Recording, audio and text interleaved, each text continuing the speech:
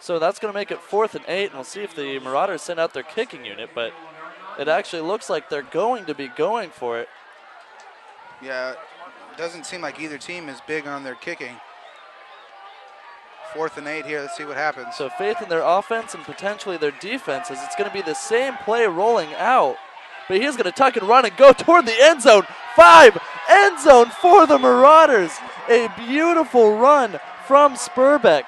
One of the best ones he's had all day. He's done it for 10, he's done it for 15, and this time he saw the end zone and he just took it from the Eagles. Yeah, Greg, the El Camino Eagles, their defense has just been solid all game. The only thing they've given up are a couple QB scampers, but obviously it seems to be hurting them. They just gave up the tying score, possibly even the go-ahead if they can complete this extra point. So the Marauders now going for 1 as Endicott lines up. So the kick is up, and it is more than good. And that's going to make it 7-6 in just a heartbeat with 11:45 to go in the second quarter. Yeah, that QB scamper there definitely caught the Eagles off guard. I mean, I even thought he was going to maybe pull it down and or just try to make the throw there to one of his receivers, but he decided to pull it down and make the run and took it in for 6. And like I said earlier, the Eagles, they've just been stopping everything pretty much the Marauders are doing except for those QB scampers. Also, stay tuned for the PlayOnSports.com postgame show where we will select our player of the game as well as wrap up all the action from this ball game. That's coming up following the game on your destination for high school sports, PlayOnSports.com. So, Jason, we've seen a lot of back and forth going here. We've seen successes from both offenses and a bit of success from both defenses, but it seemed that turnover that the Marauders just pulled off seemed to be a turning point in the game. Yeah, it definitely seemed to have taken a little life out of the Eagles. They seemed to have lost maybe a little step. They need to regain that and come out like they did at the start of this game. Yeah, they definitely are getting the ball back. They need to go down and get some points to gain that Guy Moe back on their side. So Boyd Tanner and Herman Thomas now back to receive for the Eagles.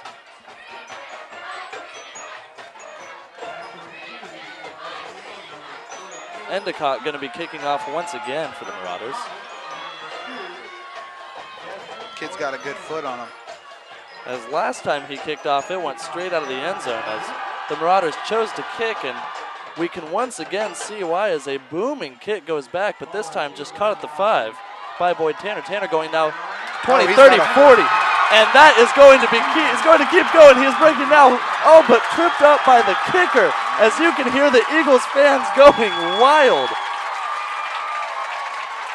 Because that, speaking of game-changing moments, yeah, Eagles have great field position once again. That was actually number 32, Malcolm Harvey, on the tackle for the Marauders, who saved saved a touchdown there by a wonderful run back by Boyd Tanner, giving his team great field position yet again for the Eagles. Last time they were able to go down and get some points when this happened. Let's see if they can't do it again. Jason, I got caught up in that play. Whew, I thought he was gone. Yeah, he definitely had a huge hole in the middle and just turned on those burners and ran right through it. It definitely pumped this crowd up yet again. That's exactly what I was talking about. They needed momentum back on that side, and they picked a good way to do it. And so now a run up the middle for the Eagles from their halfback, just a step deep. That's Kintz again, Michael Kintz. It seems that team tends to be Mike Kintz's job as he runs up the middle with multiple receivers and running backs sweeping to the outside. So that seems to be the backbone of this offense. Let's see if this Eagle power can get in the end zone. As Kintz again goes up the middle, this time making it just short of the line of scrimmage, going to make it 3rd and 1. 11:02 to go in the second quarter here as the Eagles trail the Marauders 6-7. Yeah, Greg, looks like they send Boyd Tanner on a lot of motion. Annie's the kick returner. He's constantly moving there for the Eagles. Oh, looks like we might have another penalty on the field. As we wait to hear from the referee. We have a referee timeout. It looks like they might be bringing out the chain gang here to see, just in case, make sure that they got the spot correct. Well, since we have a break in the action, PlayOnSports.com is not only your destination for Friday night football action, but it's also the place for the most comprehensive coverage of high school playoff and championship events in all sports from across the country. PlayOnSports.com. High school sports lives here. So after the measurement, it looks like, yep, it's going to be just about a yard, maybe half a yard short now coming up for third down.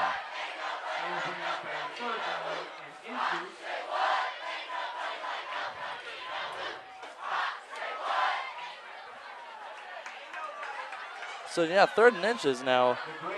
Last time the Eagles like to just ram it right up the middle on a 3rd and short. Let's see if they try to come up with the same style of play here.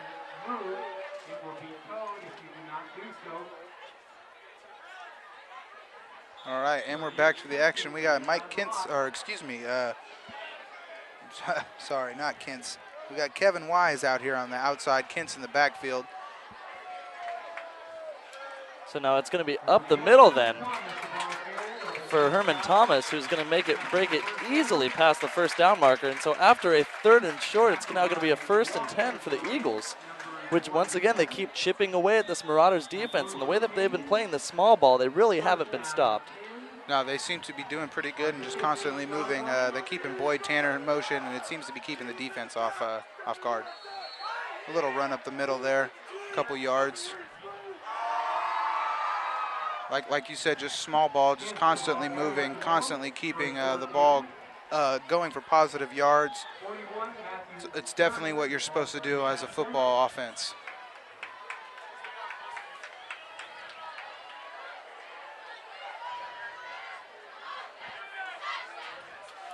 So Lassard under center, and he is actually going to send it to the outside, and that's going to be Boyd Tanner again. Boyd Tanner getting pulled apart in a scuffle there, and the flags are flying. Yeah, there's a couple helmets, again. couple helmets on the field. Prior to that play, we had Mike Kintz hobbling off the field. He's getting checked out by a couple of trainers here on the sideline. So hopefully he's all right. So it seems to be a rough and hard-hitting game down there. Yeah, that anytime a helmet's brought off in a play, it's definitely hard hitting. Those things are made to stay on your head. Anytime they're pulled off, you know there's something extra going on.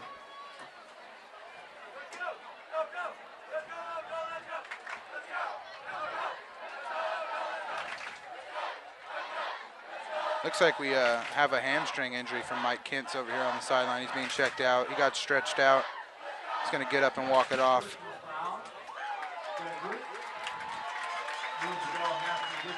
So half the distance to the goal now. For the Eagles, it looks like they seem in even better field position. And it seems like a lot of penalties have been keeping them in this game. Just a little bit of an update. Mike Kintz is okay. He's got his helmet back on. He's looking for his coach for the check-in okay, so he can get back out on the field. That's always a good sign.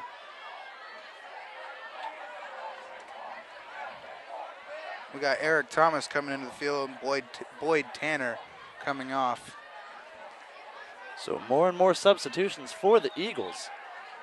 Keeping them fresh, that's always a good thing. Now the Marauders seem to have about, as we discussed before the pregame, they had about 20 more players on their depth chart. However, I've seen a lot more substitutions coming from the Eagles, so it seems like the Eagles are utilizing very much of the roster. Yeah, I agree there, Greg. There's looks like there's 62 kids here for the Marauders, but yet we've seen probably almost every single one of the Eagles already. For what they lack in numbers, they bring back in spirit.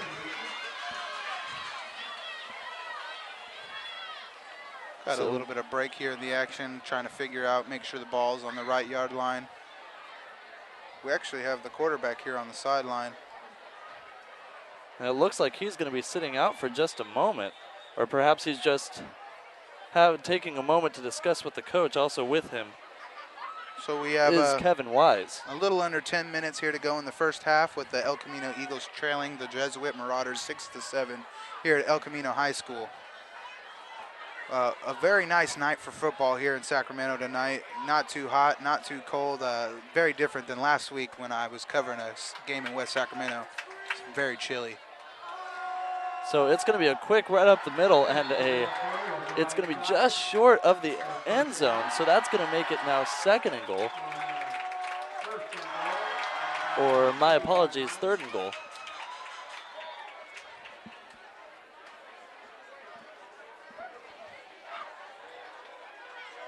And 1st and goal. So I'd like to say thanks to Jason for the polite pointing in the direction of the scoreboard, and I see hands going up for the Eagles, and then hands up from the referee. That's going to be an Eagles touchdown. Look like Boyd Tanner on the run.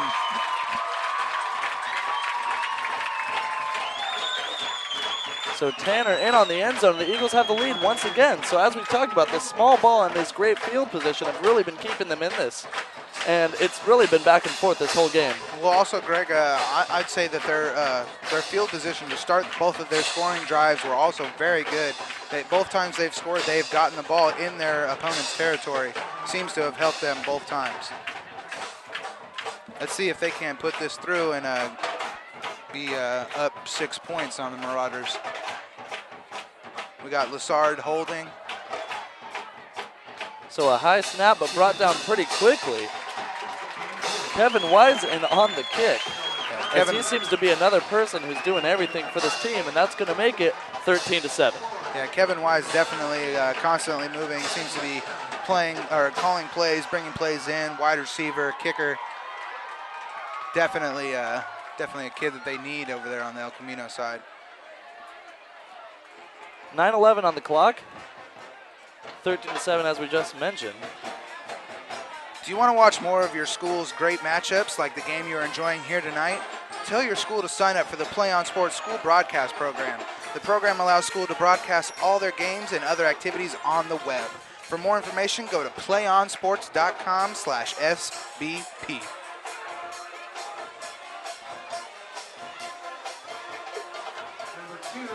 So 5-4-2 is going to be the lineup for the Marauders return team. Same 2 returners that they've had before, with Devin Kelly alongside Steve Heath.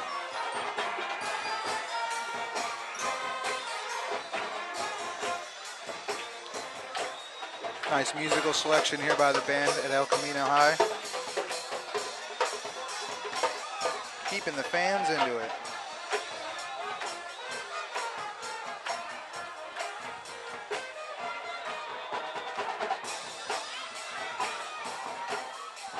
So now here comes the kick, and it's going to go up this time, but just come a little bit short. Caught at the 15 by Heath. Heath is going to run up the middle, but then break to the outside. Stopped at the 27-yard line. But a solid return on his part. That's a tackle by the captain there, Hagan, for the Eagles. From 81 degrees down to 76 as the sun has dropped out of our sight here in Sacramento, California. For those of you more familiar with the area, we're in the northern region of Sacramento, in the Arden Arcade area at Abbott Field at El Camino High School. So here comes Spurbeck, who looks like he's going to hand it up the middle instead of taking it himself this time. Off to the halfback, who is to his right side. Yeah, they sure do run a lot of those QB scampers there. I guess just keep doing what works. I mean, anytime they've got any serious positive yards there, it's been a QB scamper. So the Eagles, I'm pretty sure if the Eagles can stop the QB scamper, they'll be looking pretty solid on defense. So we got a 2nd and 4 for the Marauders here on the 33-yard line. And speaking of QB scamper, is going to quickly turn into an option over to James Avili Ellington, who looks like he's going to break easily past the first down marker. And so that's a first down for the Marauders. First down, 10 to go, 33-yard line, 8:26 on the clock, ladies and gentlemen. And the Marauders also, with a few big plays, been able to slowly chip away at the Eagles' defense in this back-and-forth battle. And it's going to be a pitch up the middle to number 31, Ben Parietti again. As Parietti has been quite a workhorse coming from the backfield. It seems like he's the one who likes to go outside of the tackles in this formation. Yeah, it looks like they've uncovered a couple of plays that might work here against this El Camino defense. A couple good plays back-to-back, almost fairly the same play, both with pretty good yards. So in comes Devin Kelly, and out goes Tyler Marshall. As the Marauders take the snap, and it's going to go over to Kelly, who slides to get to where the ball is. And it makes it look like a drop pass, but then again, that was kind of a difficult spot to find yourself in, as he was almost entirely on the ground by the time the ball got to him. Yeah, Spurbeck needs to get that ball into his receiver's numbers, not on the ground.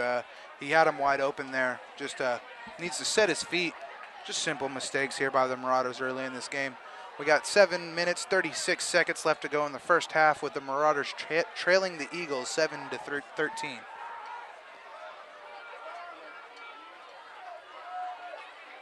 So here comes the fake and then a rollout that is going to turn into another scamper up to the 40, then all the way to the 30-yard line. We got a late flag in there, Greg. And as you just mentioned, yeah, we'll see what that flag comes up, but regardless, it's worth noting that Spurbeck's ability to run has outdone any other form of offense for the Marauders, and the Eagles don't seem to have an answer for it.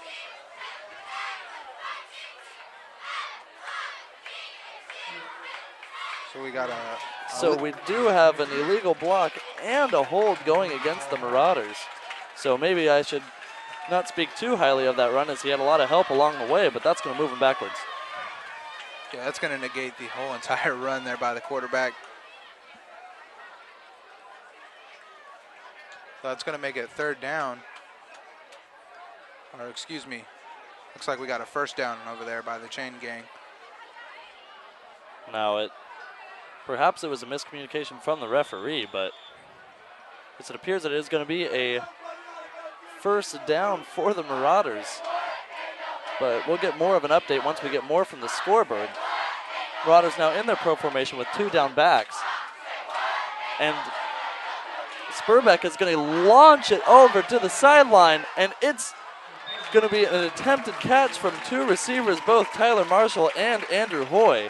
Both of them looking a little bit frustrated, as if neither seemed to know who the route was exactly for. But that's going to make it second down. Yeah, they played better defense than the Eagles did on that one to get each other there. The ball was up in the air. Both receivers had a chance to make the catch. They just both got excited and kind of got in each other's way.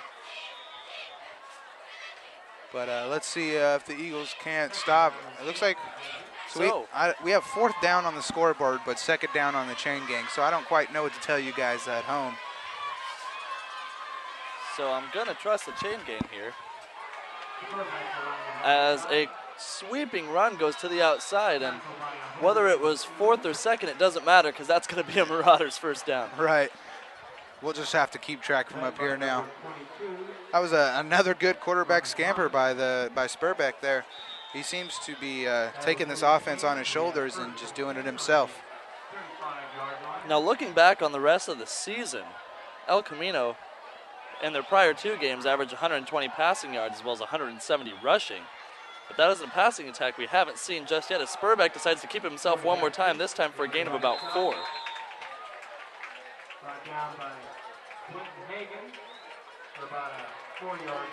But last week against Colfax, a victory for the Eagles, the passing attack was 10 for 17 with about 150 yards and a touchdown. But again, that's not at all the style of offense that we've seen, almost as if they know that the small ball could be effective against Jesuit, who also likes to run the ball, because when you get ahead of a team who runs this often, it's hard for them to catch up. So a quick run up the middle there. It's Avila Ellington. So Avila Ellington, one of the co-captains of the offense.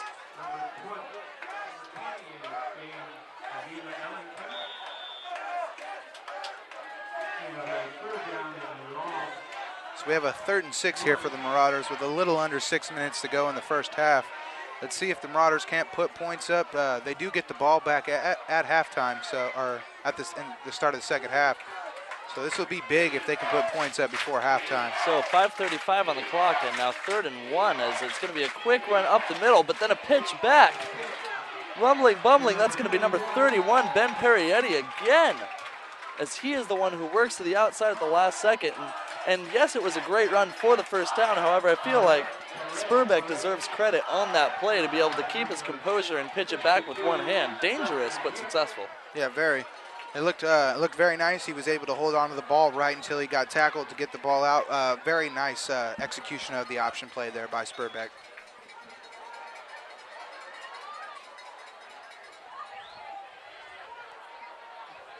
Spurbeck now rolling to the outside and seeing an option over to Marshall.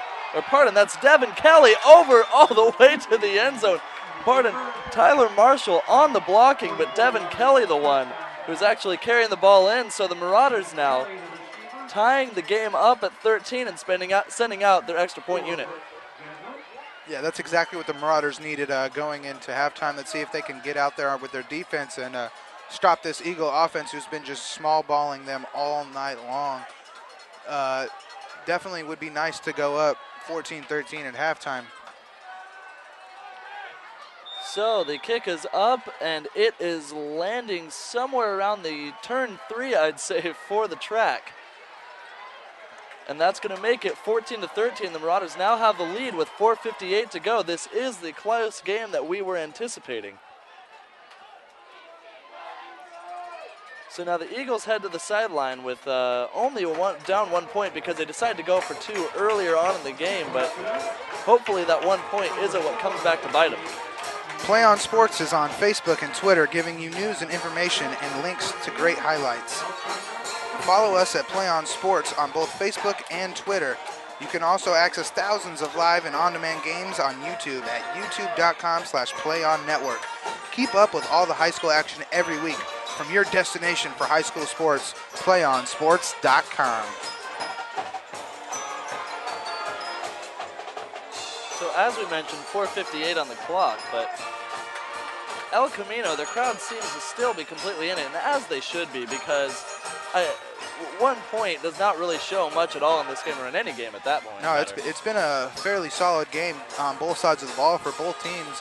Just a couple minor penalties for the Marauders, but besides that, we've been seeing pretty solid football from both schools, and the scoreboard reflects that, being only a 1 point game. So the fans are now on their feet here for the kickoff. Endicott kicking off as usual, the same returners that El Camino has had out in their prior arrangements of Boyd Tanner as well as Herman Thomas. Both of them very explosive in different aspects of the game. So the fans are up, the hands are up, and here comes the kick. A booming kick that goes all the way to the end zone, and it looks like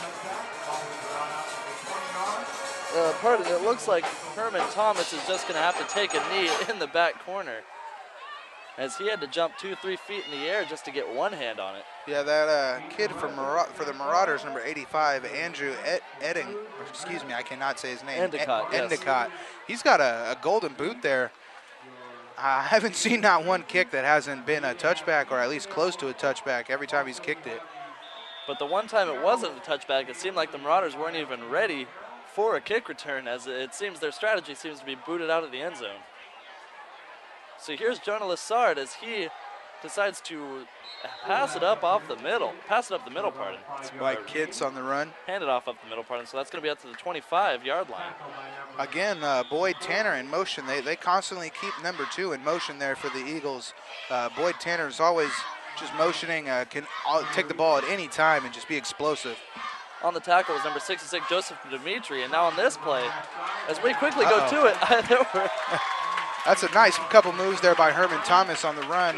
He made a couple guys miss in the backfield and was able to gain positive yards and move the chains for the Eagles. Very solid run by Herman Thomas. Yeah, a great run from Thomas, as I was looking in the wrong spot of the field. So now with the ball on their own 40, with 4:41 on the clock here in the second quarter, they're only down by 1 with only 60 yards to go. This is a good opportunity. It looks like there's going to be a quick throw to the outside. Yeah, so that's going to be deflected by Casey Riley. Too bad Lessard didn't see his man standing out here all wide open. We had a wide receiver who wasn't covered here on the near side of the field. I think he saw him, only by the time that he was able to get the play off, he didn't have his feet set in order to make the throw, as Jesuit had also seen the man open. Yeah, he had his wide receiver standing here with his hand in the air before the play was even called at a hike. You know, it's wide receiver. You want to say subtle back there.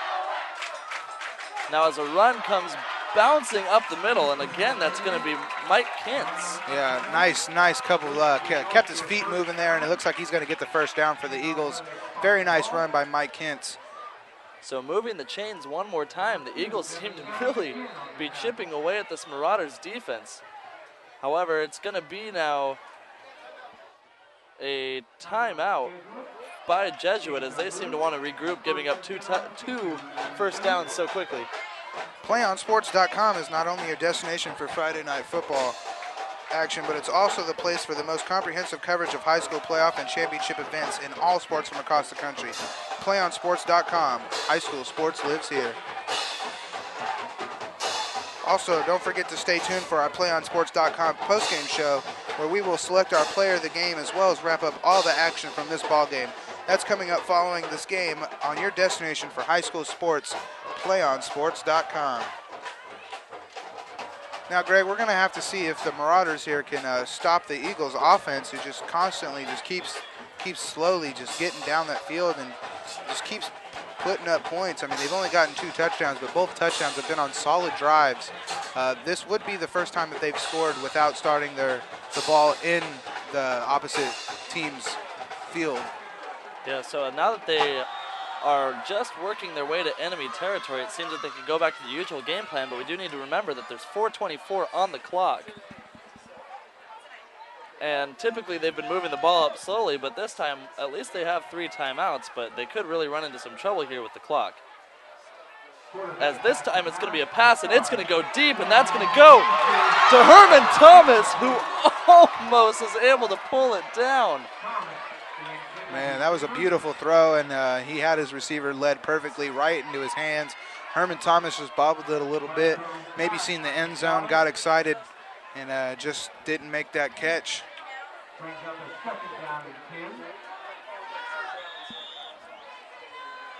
So now that makes it 3rd and 10 as the Eagles quickly went from a touchdown drive to running into some trouble here, but it's going to be a quick run up the middle and just a short gain now, so it's going to be at the 49-yard line. 4th and 9 is the option here. Yeah, I'm almost positive the way they ran that play that they're planning on going for it for 4th down. I don't see them running a dive play on 3rd and long and not planning to go for it on 4th down. And your wisdom is accurate here, as Lassard is still in on the play, unless, of course, there's also the opportunity of perhaps a quick punt. Yeah, they did attempt the running pooch punt earlier. We couldn't. No, they're definitely going for it. We got Lassard here in shotgun. So Lassard in shotgun now, dropping back 4 or 5 steps, and he throws it over the middle. And Hassenplug on the attempt, but the coverage and the credit is going to go to Matthew Anderson, number 6. Yeah, what a play by Anderson there to get his hand in there and deflect that ball and save a first down. That was a very nice play by Anderson. So Anderson, no flags on the field, just clean coverage. And that was a I guess that was 3rd down. I see. So we apologize. We were misdirected by the scoreboard on the other side of the field. So it's going to be a punt now.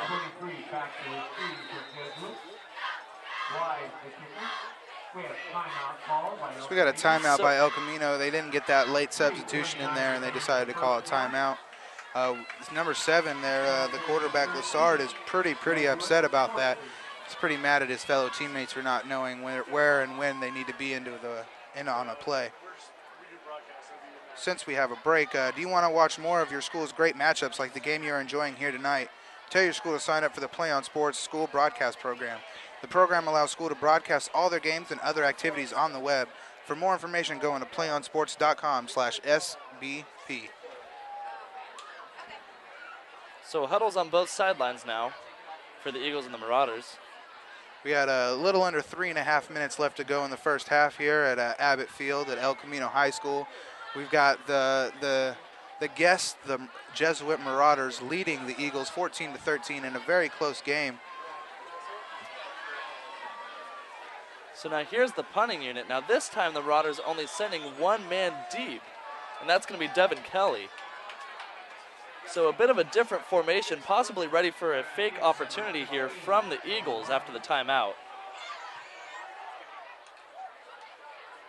The line claps, and sure enough, it is going to be a fake, but that's going to be fumbled. And I don't see who fell on top of it, but it doesn't matter as the Marauders are now going to get the ball with great field position. Yeah, I don't know what they tried to do there.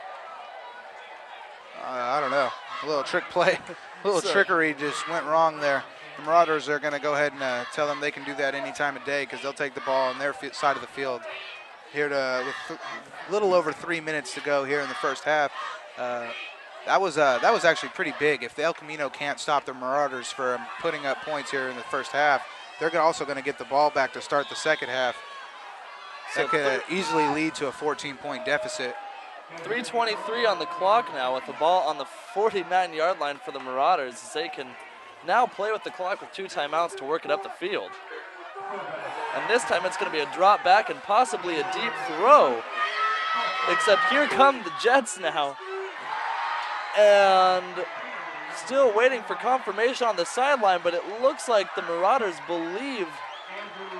And they did make the catch indeed, so I couldn't see the footing from here, but that's going to be a first down Marauders, and they are in dangerous threat. That was even for a field goal, as we have seen that their kicker. Yeah, I agree. Andrew Endicott can kick a booming ball even just on extra points, so we'll see what the Marauders decide to do here now that the clock's at 3:13. It was a very nice job by the wide receiver to catch that ball and keep his feet in bounds to get that first down by the Marauders. So now the Marauders running up the middle. That's Avila Ellington on the carry, Avila number 20. Ellington able to break up to the outside of the right tackle. And that's going to make it second and about 3rd or 4. Yeah, the Marauders, they're definitely looking like they're going to take advantage of that turnover on their 4th down trickery play by the Eagles.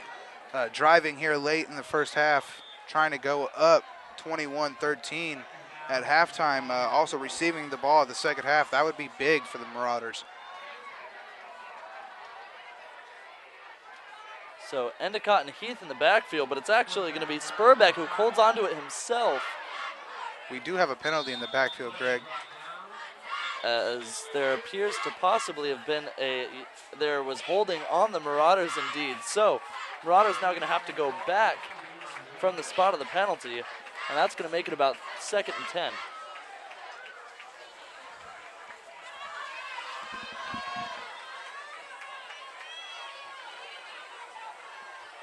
So Jesuit now walking back, but still looking composed as they have 2:27 on the clock and the 1-point lead. And even if this drive doesn't go well, they can take risks here because they are going to get the ball, as you mentioned, at the beginning of the second half. Yeah, I agree.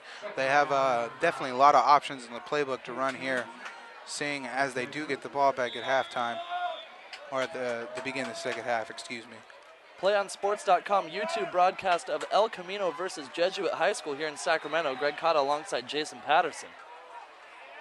With the Marauders now on the ball on their 35-yard line. A quick 3-step drop, and Spurbeck is now going to try to bolt up the middle, and he stays on his feet. He catches a key block there by the referee in the middle to get him a couple extra yards. Does that look like it almost turned into a classic rugby scrum? But now it's going to be a 3rd and short, or 3rd and shorter, about 3rd and 6 here for the Marauders. The clock is still moving, Greg. We're coming up at 1:45 seconds left to go in the first half. The Marauders need to get back on the ball if they want to get in the end zone. But at the same time, they're comfortable using this clock up because if they do score, they don't want any time left for their opponents. So the whistle is blown, and it looks like a timeout is going to be called by Jesuit. So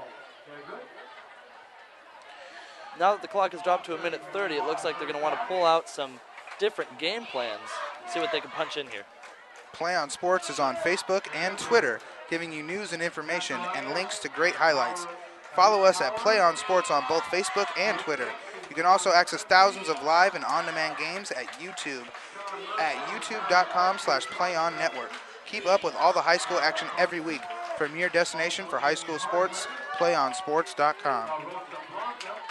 Still several El Camino fans here in various forms and at various ages and stages, as there's a full-on pep band, great drumline corps as well as a full cheerleading section. Not to mention, as we were discussing, Jason, before the game, the Eagles Nest down on our far left side of the field, which has recliners and couches. I don't know how they earn those seats, but they look pretty comfy. Yeah, very nice. Looks like they got the good seats in the house. I wouldn't mind popping a squat in a recliner to watch some very nice high school football. So Spurbeck under center now on the right hash mark as he drops back 3 steps, looks for his options and throws over the middle, and that's going to be an interception for El Camino. Their middle linebacker, number 52, Justin Yip, is able to break around to nearly the 40-yard line, and with a minute 20 on the clock, El Camino down by 1. Jason, we were just discussing that Jesuit had a great opportunity to get ahead, but after Yip's interception there, it seems like El Camino now has a chance to turn this game around. Yeah, that was exactly what El Camino needed here to come close to the end of the first half. They get that momentum right back on their side going into halftime. If they could go put points on the board right now, they'll be looking really nice at halftime, kicking the ball to the Marauders to begin the second half with a 6-point lead if they can go down and get 7. Definitely got the crowd into it yet again. I mean, nobody has left the building. Everybody's still in for a great football here Friday night under the lights. Got Lassard in the shotgun. A late substitution here. And perhaps an illegal substitution at that. Delay of game on the offense. Delay of game, actually, before. So as Lassard tries to wait for his receiver to get into the field. Yeah, that was Eric Thomas on the late substitution. Lassard was waiting for his man to get on the field, and it cost them an extra 5 yards. We have a minute and 20 left in the first half. So 1st and 15 with the ball on the 26. Lassard dropping back, and it is tipped by number 32, Malcolm Harvey. Malcolm Harvey listed at 6 foot, 210-pound junior. But he looks like he has a vertical leap as well. Yeah, 6 foot with another 6 feet wingspan. That'll definitely help you. Looking like a condor as he swats that ball down. But Jonah Lassard now in shotgun again. 3rd and 15, pardon. 2nd and 15. No, that's going to be a quick run up the middle. That's Herman Thomas on the run on a very nice draw. One more time with the great draw. Now, Jesuit looked like they were going to prevent defense as they were in shotgun, but Lassard now takes the opportunity, decides to call the run up the middle. Yeah, El Camino taking advantage of the high school rules where the clock stops until they set the ball. So a minute 5 on the clock, and that's going to be a low snap for Lassard, but he's able to get, and it's a fumble. So there's going to be a ball dropped, and falling on top of it is an offensive lineman for El Camino. Yeah, thank God he was out there. If number 73 there for the El Camino didn't jump on that, that's Cameron Wiggins. If that would have been not very good, especially with their boot there for the Marauders, the Endicott. Anytime they get any close, I wouldn't doubt he can put 3 up. So El Camino dropping back and then handing it up the middle. That's Herman Thomas and again. That's going to be Herman Thomas, who really has been a workhorse for this team. Yeah, and since there was a fumble on the prior play, that was a first down there for the Eagles. So we got a third down.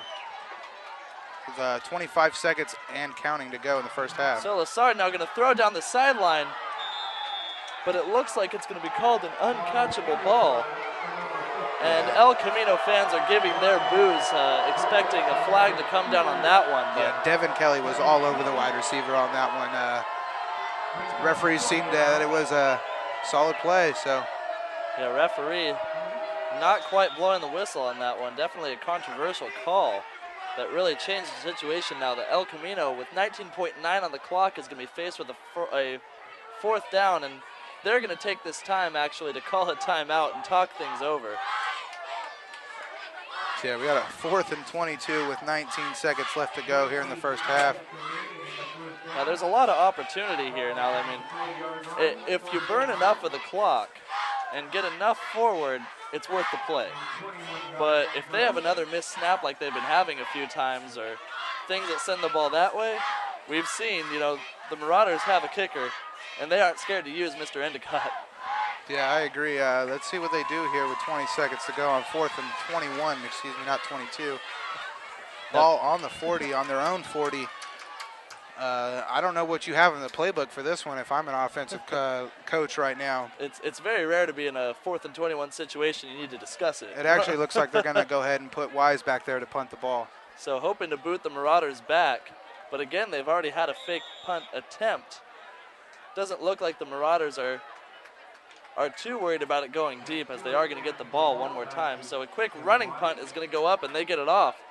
But it's going to drop at the 40-yard line. Roll back to the 35. So Eagle fans hoping to let the clock run a little bit more as the Eagles stop the ball at around the 34-yard line. 9.5 on the clock, and now you can bet the Jesuit, they have nothing to lose at this point, as they're going to get the ball in just a few minutes for the second half. So, do you expect them to air it out here, Greg, or do you think they're going to take the knee and go into half with the lead of 1 point? I actually grew up in this area, and if Jesuit High School is anything like they were back when my high school would play them, I'd expect them to go for it. They do have a pretty far back running back there. Looks like they might just take a knee. Looks like this is a knee formation, and indeed it is. So that's going to take us to halftime. The Marauders leading 14-13. And a neck-and-neck game. I have absolutely no emotion on either direction. I don't know who's going to be able to pull this one away. But now that as we mentioned, 14-13, great offense and great defense on both sides, but we're going to step aside for halftime. We'll be back in just a moment. I'd like to thank you for tuning in to PlayOnSports.com's broadcast through YouTube. And we have more action coming up in just a moment. We'll be right back after this break. One match away from immortality. This is a total team effort.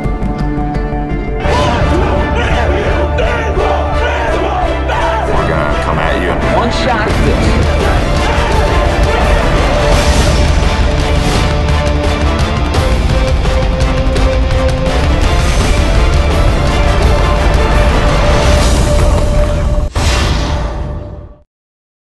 3:16 left to go in this ball game. I formation, 3rd and 3 from the 45 of the Wolverines. And this time, holy cow! Dion almost hands it to the Westview player. He's going to run this to the 5-10. Touchdown, Wolverines!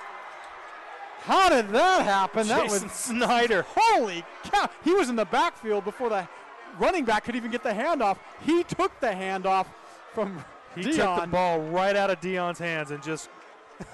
Holy cow! Can't say I've seen that one very often. Snyder comes shooting in from the A-gap. I think Dion froze when he saw him. He's ready to hand off to his running back. He froze when he saw him and just let him have the ball. 12 seconds to go. Oh, you could hear a pin drop. 5, 4, 3, 2. Get the snap off. Last play of the game. Brewster rolls right. Gets away from 2 sacks. Dons win. Sack at the 20-yard line. What a game. And number 40, Lucas Zinder with the game-saving sack. And there is heartbreak on one sideline and a jubilation on another. Offset eye for the Grizzlies as Keeney takes it under center. They'll send a man in motion, pitch back to Bird on the sweep. Bird finds a seam. He might go, folks. 20, 15, 10. Drags a tackler. Touchdown! Bird goes 38 yards for the touchdown on the sweep. One more snap is all it's going to take, and there you have it, folks. Your 2011 Division I Sac-Joaquin section champions, the Granite Bay Grizzlies, as they defeat Pleasant Grove 30-24. Jacqueline Williamson. Her serve is over. Dug by Holt. Giblin going back to Holt near side. Cut shot, kept alive, back and one by Cathedral. And this one is out as Castanon Hill sends it wide. And the Cathedral Dons have won the title 16-14 in Game 5. Thomas with the ball, swings it out to Norris. Cameron Taylor tried to block that one away. Norris with a strong take, blocked by B.J. Anya. Huge block. Robinson leading the break the other way, gets it to Grant. Slam dunk Jeremy Grant off the feed from James Robinson. What a play by the Stag. Runner at third is Chavez. 8-2 the score. Bottom of the 7th. The 1-2. Popped in the air. This should do it. Cortopassi says it's mine. Now he's fading on it, and he can't make the catch, but Gaff comes in from center field and does.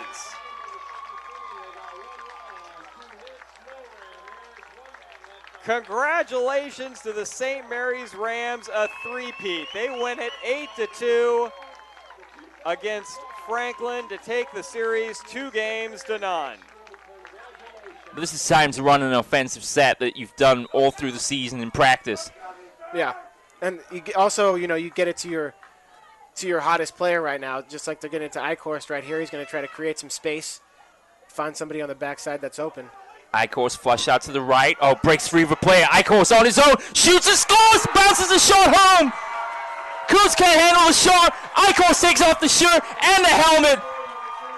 And how about that? Alex called it. Eichhorst, after sustaining the injury in the third quarter of play, has scored the game winner with 22 seconds gone in the overtime period. Dogpile on the field. Marin Academy take it. A fantastic finish to this game, and well, I hope his other ankle isn't hurting after this. Hancock to his immediate left. 2 receivers far side, 1 near side. Hancock on a counter, right side. He's inside the 10. He bounces off a tackler at the 10, the 5. Touchdown, Helix. And behind Hancock, the field is littered with white jerseys on the turf. Wow. Hancock not to be outdone by his fellow playmakers on offense. Put on a show on that short 12-yard touchdown run. Looked like he was down after 3 yards, just threw a defender on the ground. As sophomore Chris Carter sits under center in a tight wing formation. Lycos in motion. Second back through is Freeman. Freeman just knocking people over. Look at him run. Breaks through. 4 tackles. And now it's just a foot race to the end zone. And Freeman's going to go the distance. Touchdown Imperial on the first play of the second half. 2nd and 6 for Imperial from their own 47. They're going to give it to Freeman again off the left side. And Freeman gets by one wave and down across the 40-yard line. Still on his feet. Look at him run down to the 20-yard line. One man to beat. Gets by him. Touchdown, Freeman. How did he do that? Holy cow.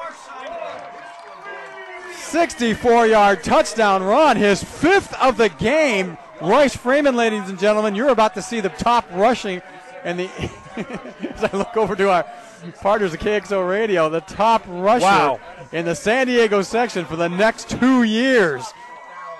That's just amazing. That is just amazing. They hit him in the backfield. They hit him at the line of scrimmage. They hit him a couple of yards downfield. They hit him again near the goal line. Keep those Lowell fans quiet over there.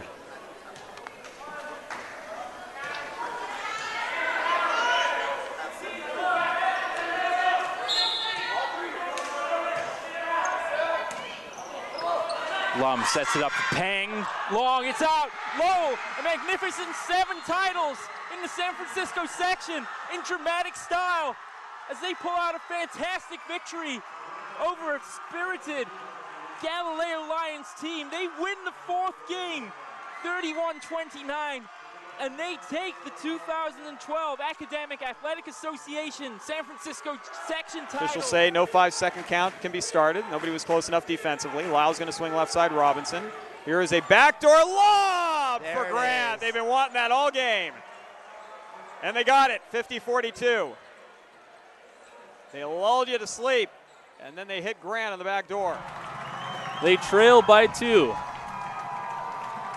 McMorrow's kick is on the way, and it is good. St. Augustine has their first lead of the game, 21-20, with 25 seconds to play. The senior McMorrow with a huge kick, not the longest of his career, but the biggest of his career. St. Augustine leads it 21-20. Already lining up. They won't even have to run that one more play. They just acquiesce. Why bother? So there you have it. Your 5-time defending Division III champions, the Cathedral Catholic Dons, running up over and through Olympian 41-0 here from Qualcomm Stadium. Patriots down 21-17. Great ball game here. Dillon taking it, looking right, throwing it up top to Gaines. It will be caught by Gaines. Oh my goodness. It looked like the defender had it, but Gaines stole it away from him. Jason Gaines, are you kidding me, my friend? Oh boy. It looked like for sure we had an interception by the Tories, but as they both were going to the ground, Jason Gaines just wrestled it away from him. Shane Dillon to Jason Gaines on an 11-yard play. Fanchen in the game, now out, replaced by Hayashi, the libero for defense. Wenzel serve, championship point, ball up in the air. Hayashi's going to bring it back. Richards deep one over and 3. Free opportunity, look for Wallace, no, they go Becker. Hayashi, then tap over and 2 by Hollingsworth. Now look for Wallace for the match.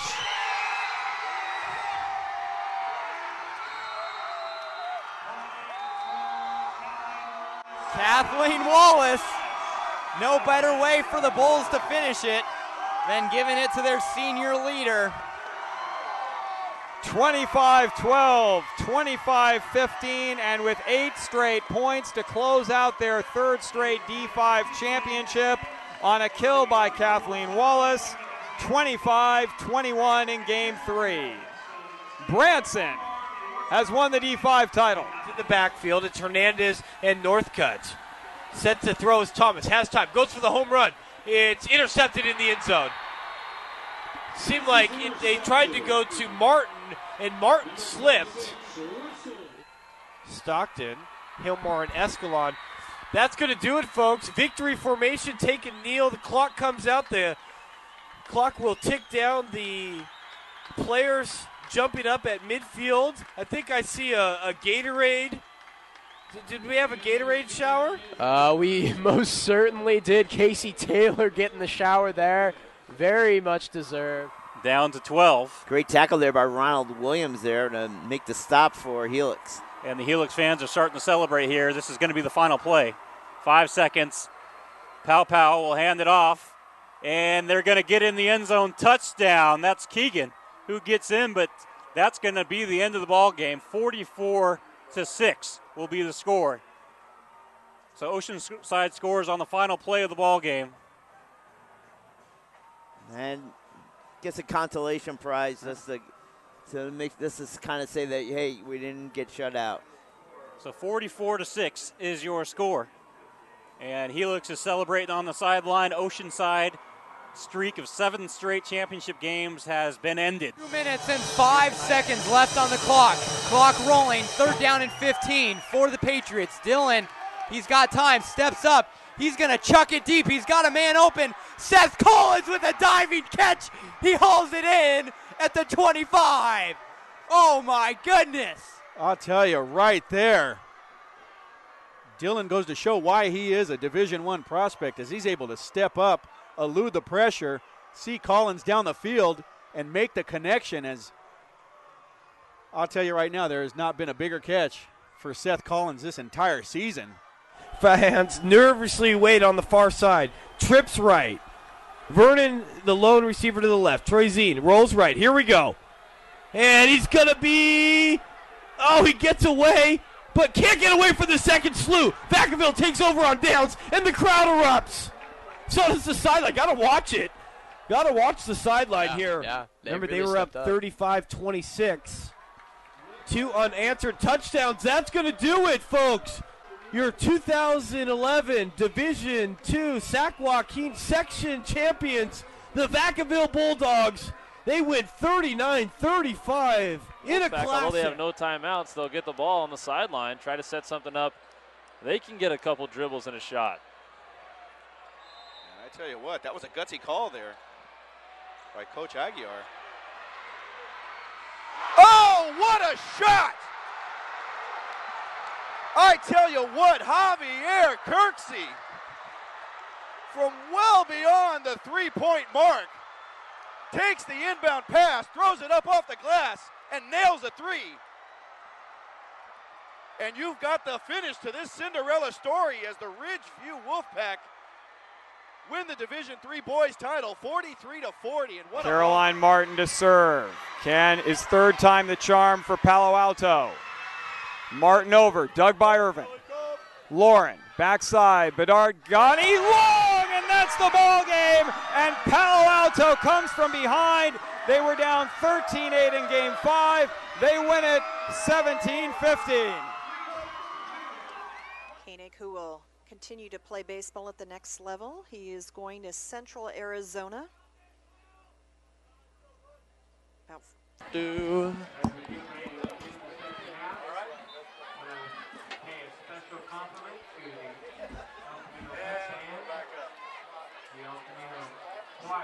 So welcome back to Abbott Field, ladies and gentlemen, here in Sacramento, California.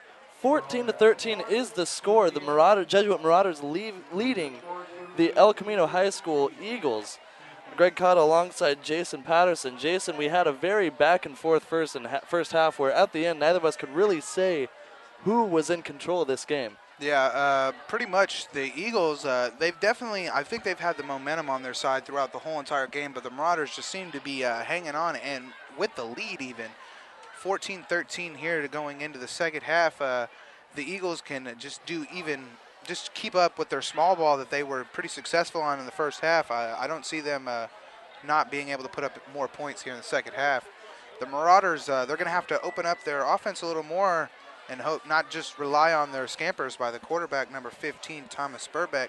He's been got a few scampers that have gone for quite a few yards. I'd say at the minimum when he pulls the ball down and goes for it, he's getting at least 10 yards.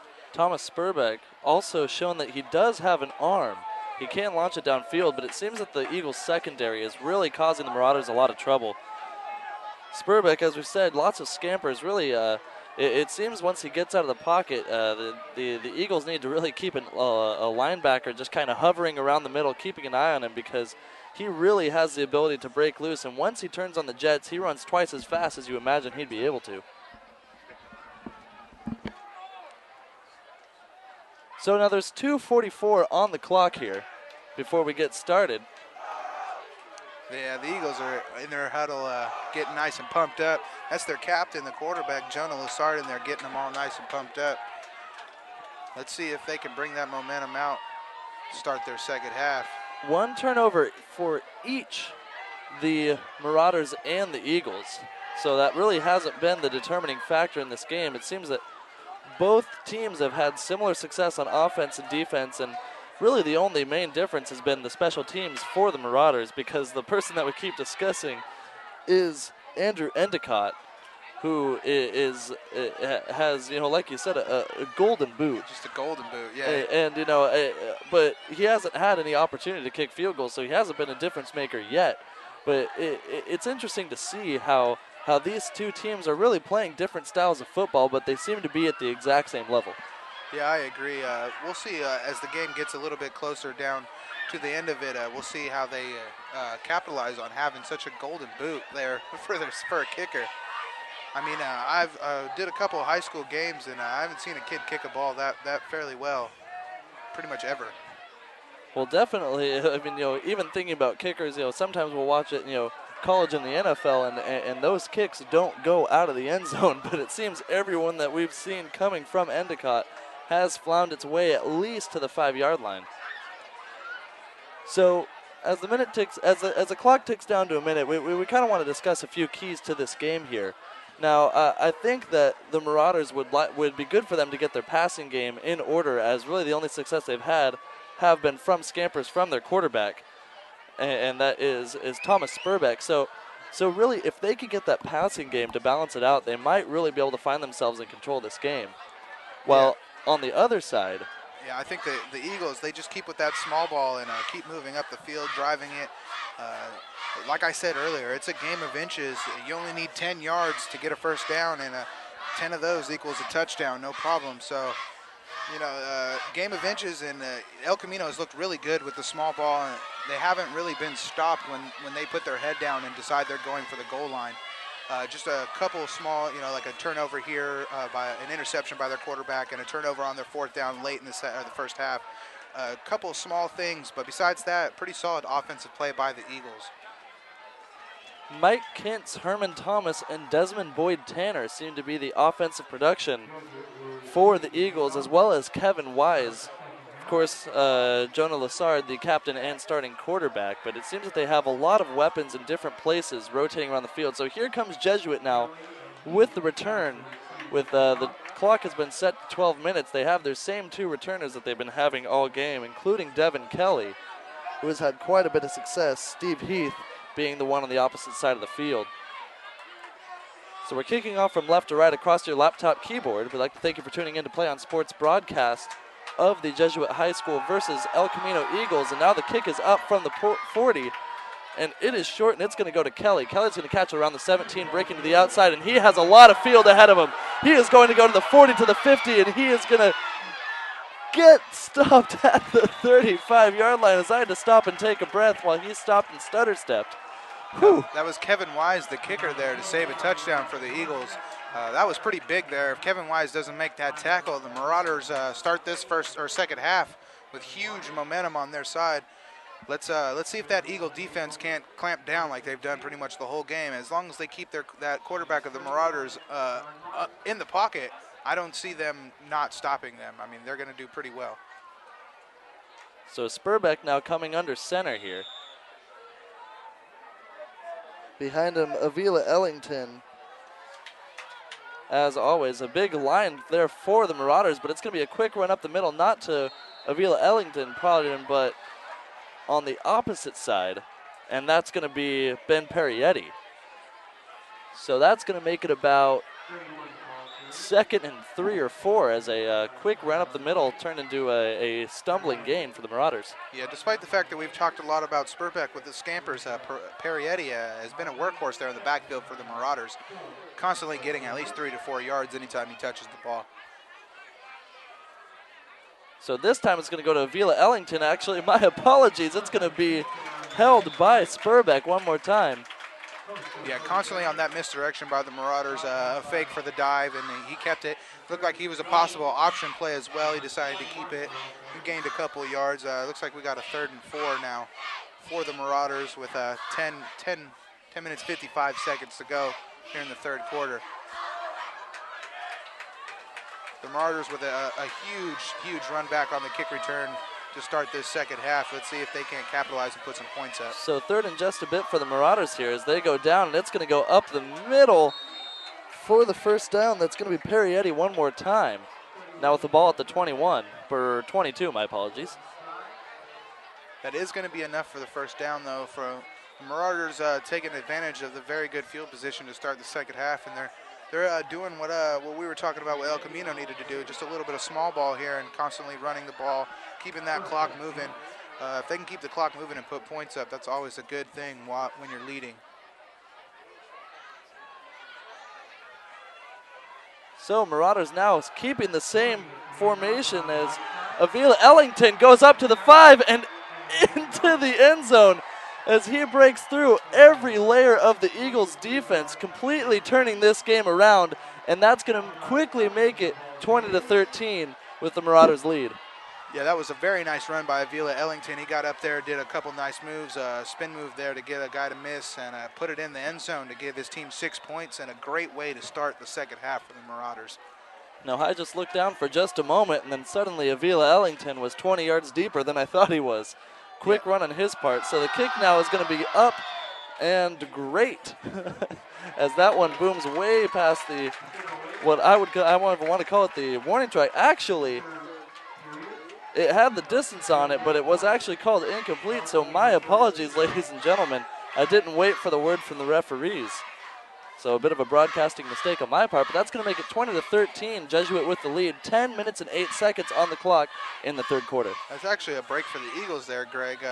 They got that missed extra point there, and that puts them down only 7 instead of 8. So that way they only have to go down and get a touchdown and kick an extra point themselves. That's both teams with a missed extra point here in this game. That's a break there for the Eagles, like I said, down 7 instead of 8. So 10 minutes, 8 seconds to go in the 3rd quarter. We have the Jesuit Marauders leading the El Camino Eagles 20-13 here at Abbott Field in Sacramento, California. Boyd, Tanner, and Thomas back to receive for the Eagles. And the Golden Boot himself, Endicott, to kick off.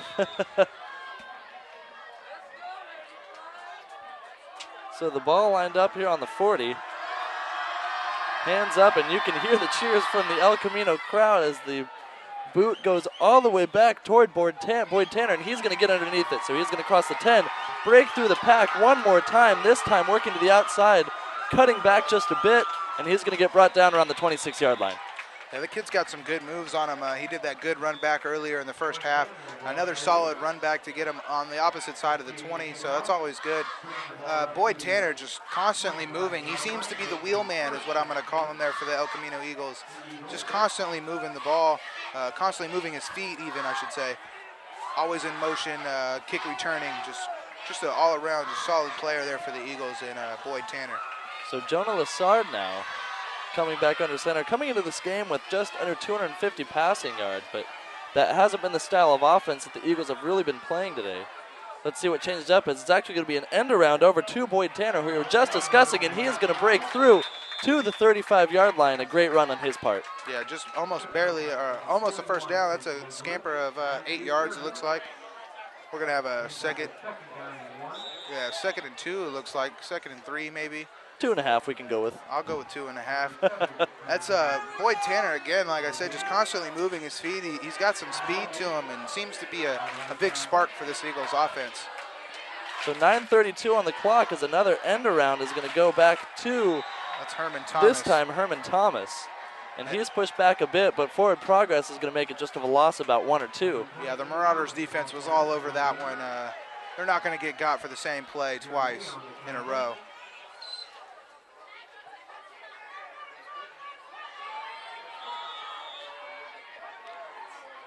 We got number 44 checking in for the Eagles, Quentin Hagan. It's a captain.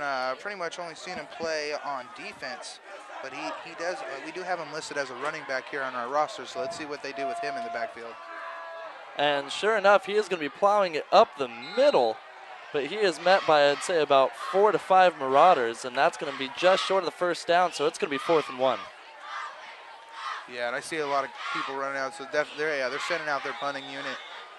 They're not going to take any chances going for it in their own territory here. And just a touchdown behind, they have no reason to. So we got Wise to kick it again, Kevin Wise. Now, once again, Devin Kelly is the only returner. Prior, the Marauders had two men back, but it seems to play it more conservatively. They're just sending one. A bouncing kick looks like it's not going to be returned. And the Eagles are going to stop it. It's going to be Eric Thomas there. And right about the 31-yard line there for the alongside with Max Hewitt. So we got the Marauders offense coming out for their second drive of the second half. Their first drive was really solid. They got the ball with pretty good field position. I mean, beyond pretty good field position from a very good run back to start the second half. They went down, got 6 points, since they missed the extra point. Let's see what they can do here on their second drive.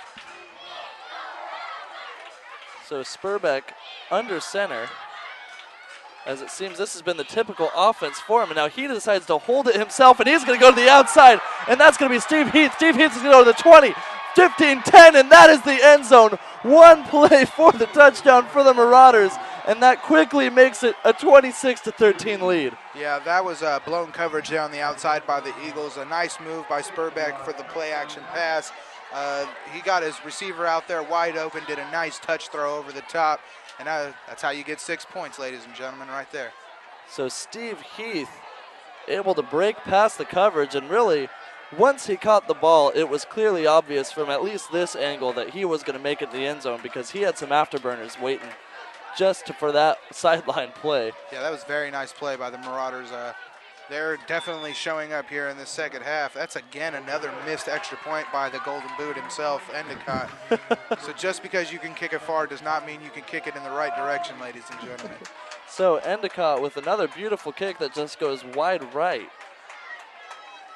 Perhaps the laces weren't out on that one. 26-3 is the lead for Jesuit.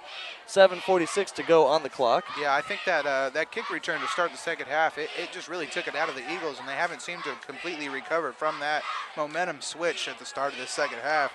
The Marauders quick with their 12 points. Could have been 14, but 12 to start the second half, enough to go up by a total of 13 points on the Eagles here at Abbott Field. The crowd has seemed to quiet a little bit, even though everybody is on their feet still. The Eagles are going to need to get the crowd back into it with a very nice play, something to pump up everybody. They need a momentum switch.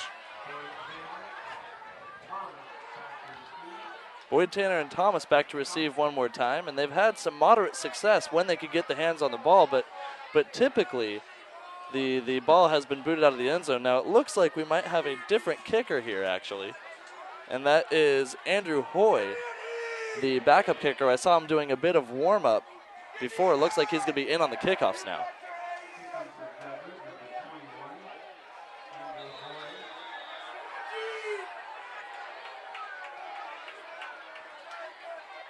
So I see Malcolm Harvey really ready to go as he's bouncing around for this kickoff. Let's see where this goes out, and it's a bullet kick going back just to the goal line, but it looks like Boyd Tanner's going to get underneath it. Now here's Boyd Tanner running into his blockers, but using them wisely, but taking down at the 30-yard line. Seemed like he was getting a little bit aggressive on that one, not quite patient, but still showing off his athleticism and able to make it to the 30-yard line. Yeah, Greg, that was actually Herman Thomas there on the return. It's all good. Boyd Tanner being number 2 and Thomas being 22. It's kind of hard to tell with those black jerseys out there. Especially them standing right next to each other. But my apologies. I'll get it right next time for sure. Both effective, though, on the run back nonetheless. And that's Kintz up the middle on a nice dive. He's going to go ahead and get enough for the first down there for the Eagles. Exactly what they need to do is just get back to that small ball that was so successful in the first half and go put points up. They're not out of this game yet. It's still early in the second half. They need to go down and score, though.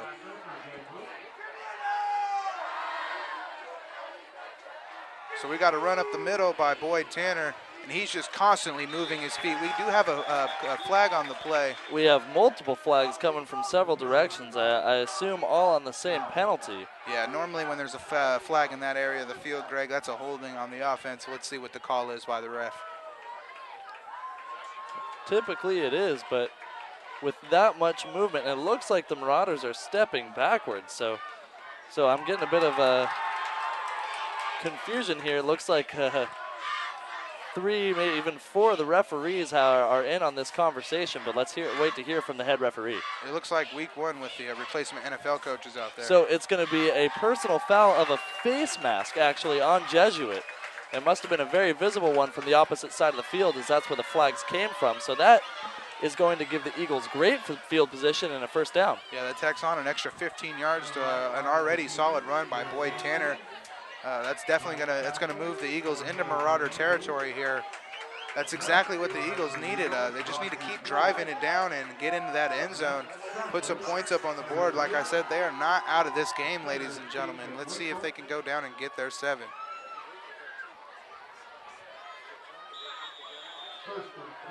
So we have 7 minutes, 17 seconds left to go in the third quarter, with the Marauders leading the Eagles 26-13. So now that's actually going to be Boyd Tanner who's going to have the end around coming past the 30 and tug down around the 26-yard line. Now it seemed like he was pulled down by a shoulder pad, but that region is ever so close to both the horse collar and the face mask, but still a clean tackle coming from the Marauders. And it's going to be now 2nd and short.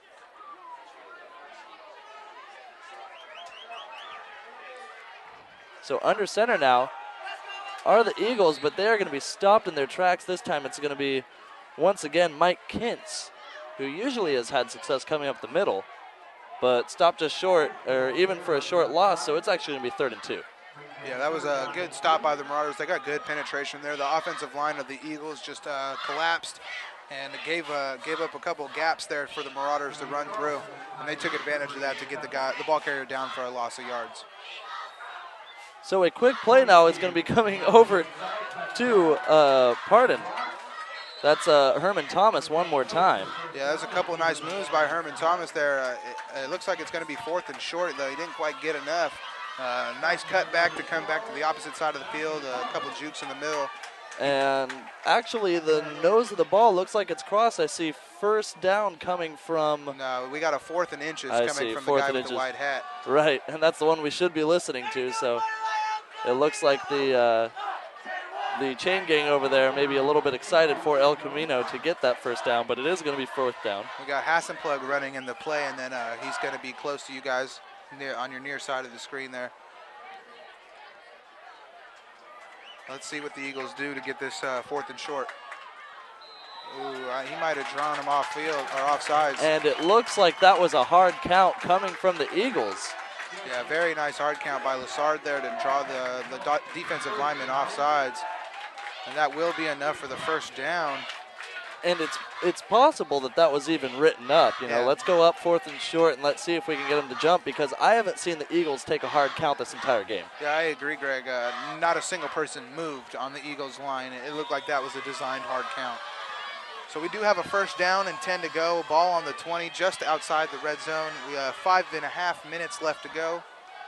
As Lassard drops back, and he's going to throw over to the corner, and that is going to be caught. Drew Hassenplug is able to come down with the touchdown. Beautiful offense on that play, and the Eagles are very much in this game with 5:28 to go on the clock. Yeah, very nice touch pass there by Lassard, and a very good catch by Hassenplug to pull that down and to get his team within a touchdown here. The Marauders still with plenty of time in this game. Like I said, the Eagles are definitely not out of this game, and that's exactly what they needed to get back into it, was put some points up. So now being down by 7 here, they're obviously going to be going just for this extra point. So Kevin Wise now back to kick. Jesuit keeping a few linebackers down, and Lassard is actually going to take the fake, and he is brought down, tries to get the throw off, and no cigar on that one, so it's going to stay a 7-point game. And it is 26-19 with 5:28 to go. Do you want to watch more of your school's great matchups like the game you are enjoying here tonight? Tell your school to sign up for the PlayOn Sports School Broadcast Program. The program allows schools to broadcast all their games and other activities on the web. For more information, go to playonsports.com/SBP. So it's a very nice drive by the Eagles to go put 6 points up. They're only down 7 points now, with 5.5 minutes to go here in the third quarter at Abbott Field and El Camino High School. You can hear the El Camino faithful just going crazy now that they got some points on the board in the second half. So great success there, and we had seen the small ball up the middle, particularly from Mike Kintz as well as even Desmond Boyd-Tanner, usually coming around the outside, but still going for the first down. And it was interesting to see the Eagles go over the top of the safeties and really shoot for that end zone, because it really paid off. Yeah, that small ball they've been playing the whole game, it led to that play action and a nice little pass over the top. So Devin Kelly now back to receive. He catches it around the 6-yard line, and he is off. So breaking past the 20-yard line, but hit hard by number 44 of the Eagles. That's Quentin Hagan, one of the captains of the Eagles. So great success on the special teams there. I think that Devin Kelly is going to think twice before going up the middle next time. Yeah, obviously Mr. Moe has switched his way over to the Eagles side of the field, because Quentin Hagan, he had a nice head of steam on him right there, and he made a nice tackle on the open field. He's not going to let Devin Kelly take another one back to put the Marauders in good field position. So here we go with the Marauders with their worst field position to start the second half. They are leading the Eagles 26-19 with 5.5 left to go in the third. So here come the Marauders now, and it's actually going to be a run up the middle, and but my apologies, Ben Parietti is able to bounce to the outside and break past the 45. A great run. I almost felt like I wasn't able to pull it together for that, because I thought he was going to get hit deep in the backfield, but he was able to turn a loss of 5 into about a gain of 20. Yeah, very nice game there. Got the chains to move for his team.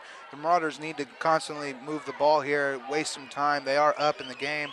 They need to waste a lot of time off this clock. I mean, a lot of time, Greg, because we still got a whole other quarter to play after this, and they are only leading by 7 with the momentum on the Eagle side of the ball right now.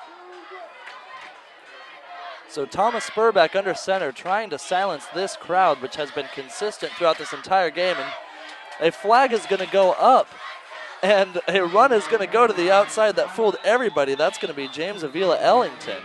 But we'll see where that flag is. It looks like there may have been some movement on the offensive line before the play. or perhaps even offside since the play continued. Yeah, I was going to say, normally they blow the play dead on an offensive. Right. And perhaps they did blow the play dead, but we missed it with our big fuzzy earphones on up here. So Jesuit's going to move back again with another penalty on the line of scrimmage. It's kind of hard to hear these whistles over this El Camino student body here, nice and loud and representing their school proudly.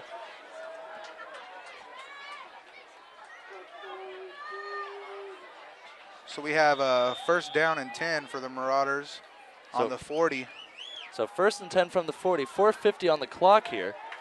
Jesuit only with a 7-point lead over El Camino. So 1st and 16.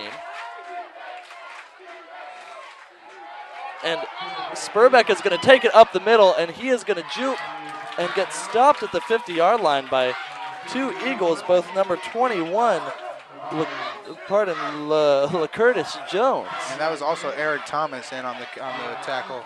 That's number 10 there for the Eagles. We do have a player down. It looks like it's number 20, Avila Ellington. So James Avila Ellington looks like he's holding his stomach. Perhaps the wind is knocked out of him. Yeah, let's hope it's just a little stinger.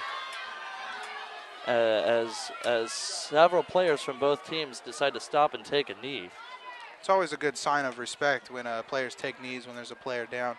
Nobody wants to see anybody hurt out there. This is a game of football. It's a very hard sport, but nobody likes injuries. So I see the head coach from Jesuit making his way out to the middle of the field. It looks like it's a knee problem, maybe a hamstring. They're checking his knee and his left leg there. Let's hope it's just a little hammy. He could stretch it out and maybe walk it off.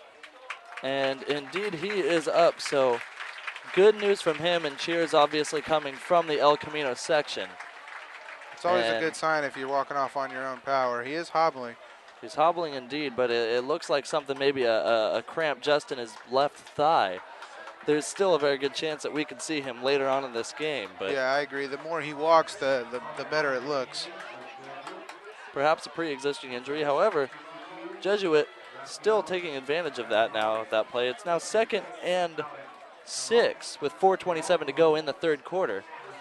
And this one touchdown lead at a time when the momentum was different looked like it was more substantial than it is now, because the Eagles have a full head of steam on both offense and defense. Yeah, I agree, Greg. The Marauders got the ball here just slightly outside of the Eagles' territory.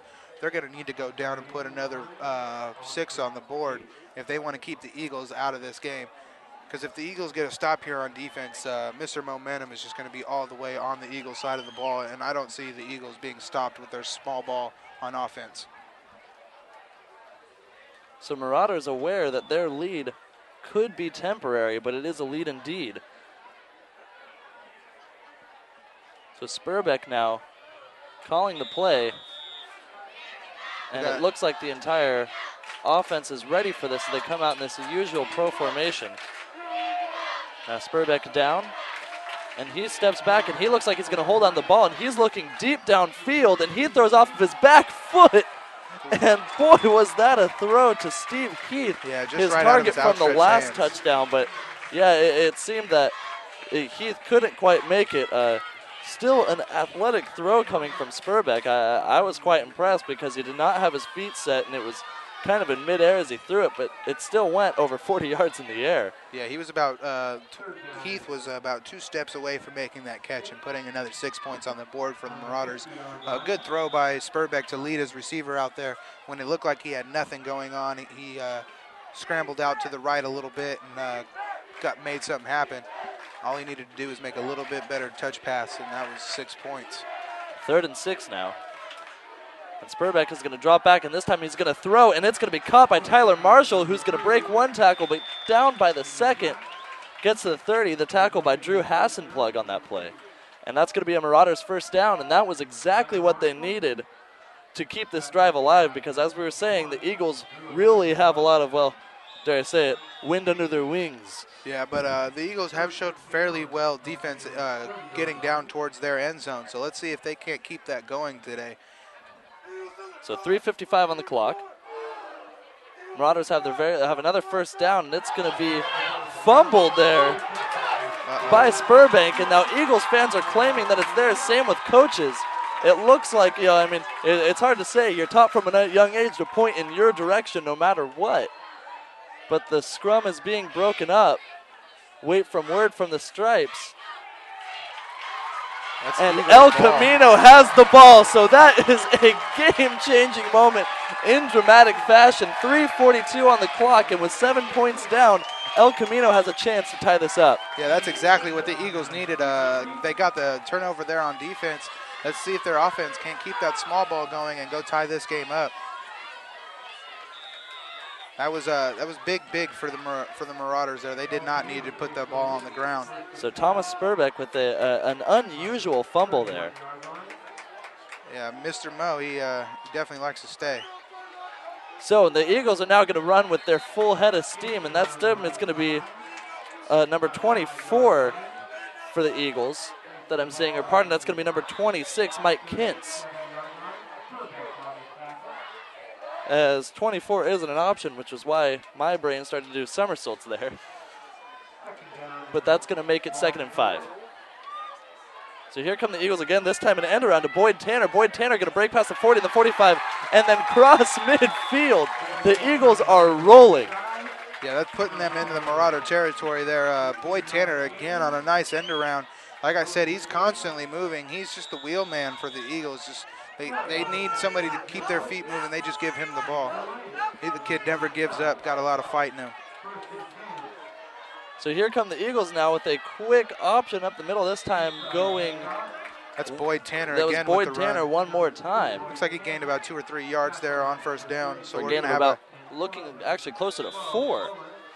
So we're gonna have a 2nd and 6, we'll say, here with 2 minutes 44 seconds left in the third quarter, with the Marauders leading the Eagles 26-19. So 26-19. Jonah Lassard now handing it off over to. I missed it. It was Herman Thomas, as flags are now in the area of holding. So there's a good chance that this one's going to be coming back. And holding indeed is the call. So a bit of a pause in the momentum for the Eagles. Yeah, those are those small penalties that no offense needs to stall their drive. That puts them back in their own territory. They're going to need, it looks like, at least 4 or 5 yards just to get back into the Marauder territory. So we're looking at a 2nd and 14. 2:28 on the clock with the end of the third quarter. So Greg Cott alongside Jason Patterson here for PlayOn Sports as the Eagles get under center rather quickly. And this time it's going to be a pass. Lassard looking like he's running into trouble, but he's going to find an open receiver in Herman Thomas. Herman Thomas, 30, 20, 15. A beautiful play that turned out, it looked like it was going to be a disaster. But just like that, they are now in the red zone of the Marauders, and this could be a tie game very quickly. Yeah, that was all on Jonah Lassard there. He kept running around in the backfield, letting his receivers run around, and he actually turned around and found 3 of them standing there. It was almost like a screen there after he found his receiver. That's Herman Thomas. So that's going to go sweep. to Thomas one more time, sweeping out to the left side, and he is going to be able to go for almost 10 yards. It looks like a ball spot flag. My apologies. Looked like a penalty flag for just a moment, but it is white. So it looks like there's a pause over there on the sideline before the ball makes its way back. I think there was a flag on the play, Greg. And so we're waiting for word from the referees, possibly a late hit or an illegal block, and it illegal block. Indeed, it was an illegal block. So it is at the spot of the penalty, though. So the Eagles only have to work back so far. That's another small mistake there for the Eagles. They're going to have to work on that. They don't want their drive to stall.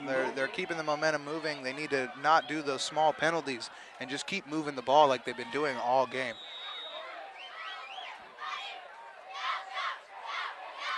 So on the far hash mark are the Eagles. It's going to be first and about 9, maybe 10.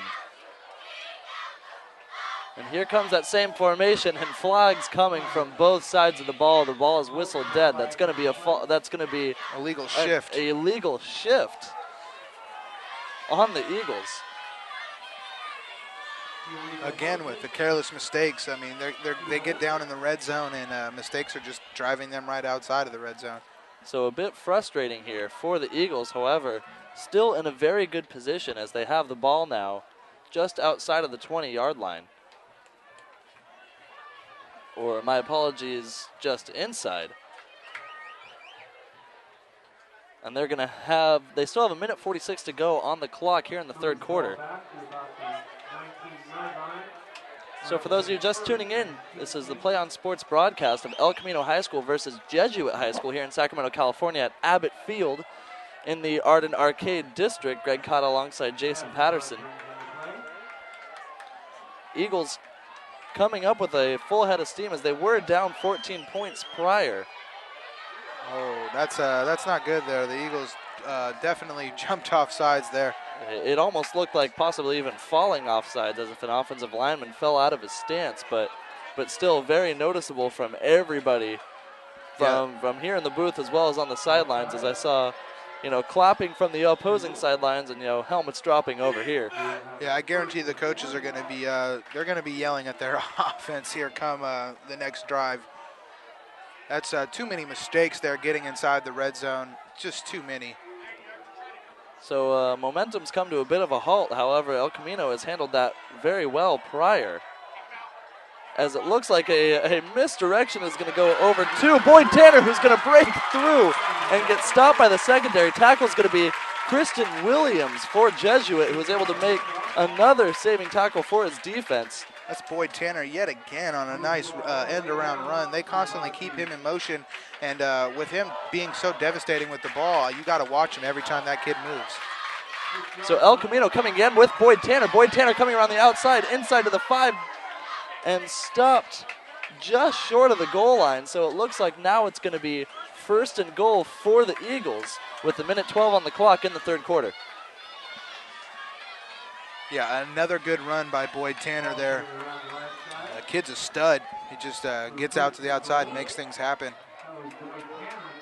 I see why they constantly keep him and Herman Thomas in motion. With those two people running there before the start of the play, you never know who could touch the ball. So this time it's going to go up the middle to Kintz, and Kintz is miraculously, looks like he just got stopped short of the goal line, and indeed he did, possibly just a foot away. A great stop for the Marauders. Now up here, we're leaning pretty far forward in the booth. The only people leaning further than us are the El Camino coaches to our right, as they are waiting in as much anticipation as we are. But it's going to be second and short with 33 seconds on the clock. The clock is running down, and it's going to be a QB sneak up the middle. And it is a touchdown, and we are now just 1 point away from having a tie game. 26 seconds on the clock in the third quarter. Amazing football from El Camino. Resilience, really, because it seemed like they were having trouble as all those penalties piled up, but they were able to turn it around and keep that run game going. Yeah, very, very nice by the Eagles to go down 14 points here in the second half and turn around and just close that deficit. Just two solid drives. Even riddled with penalties on that second drive, they still were able to put points on the board. So silence here from the crowd as Kevin Wise gets the kick.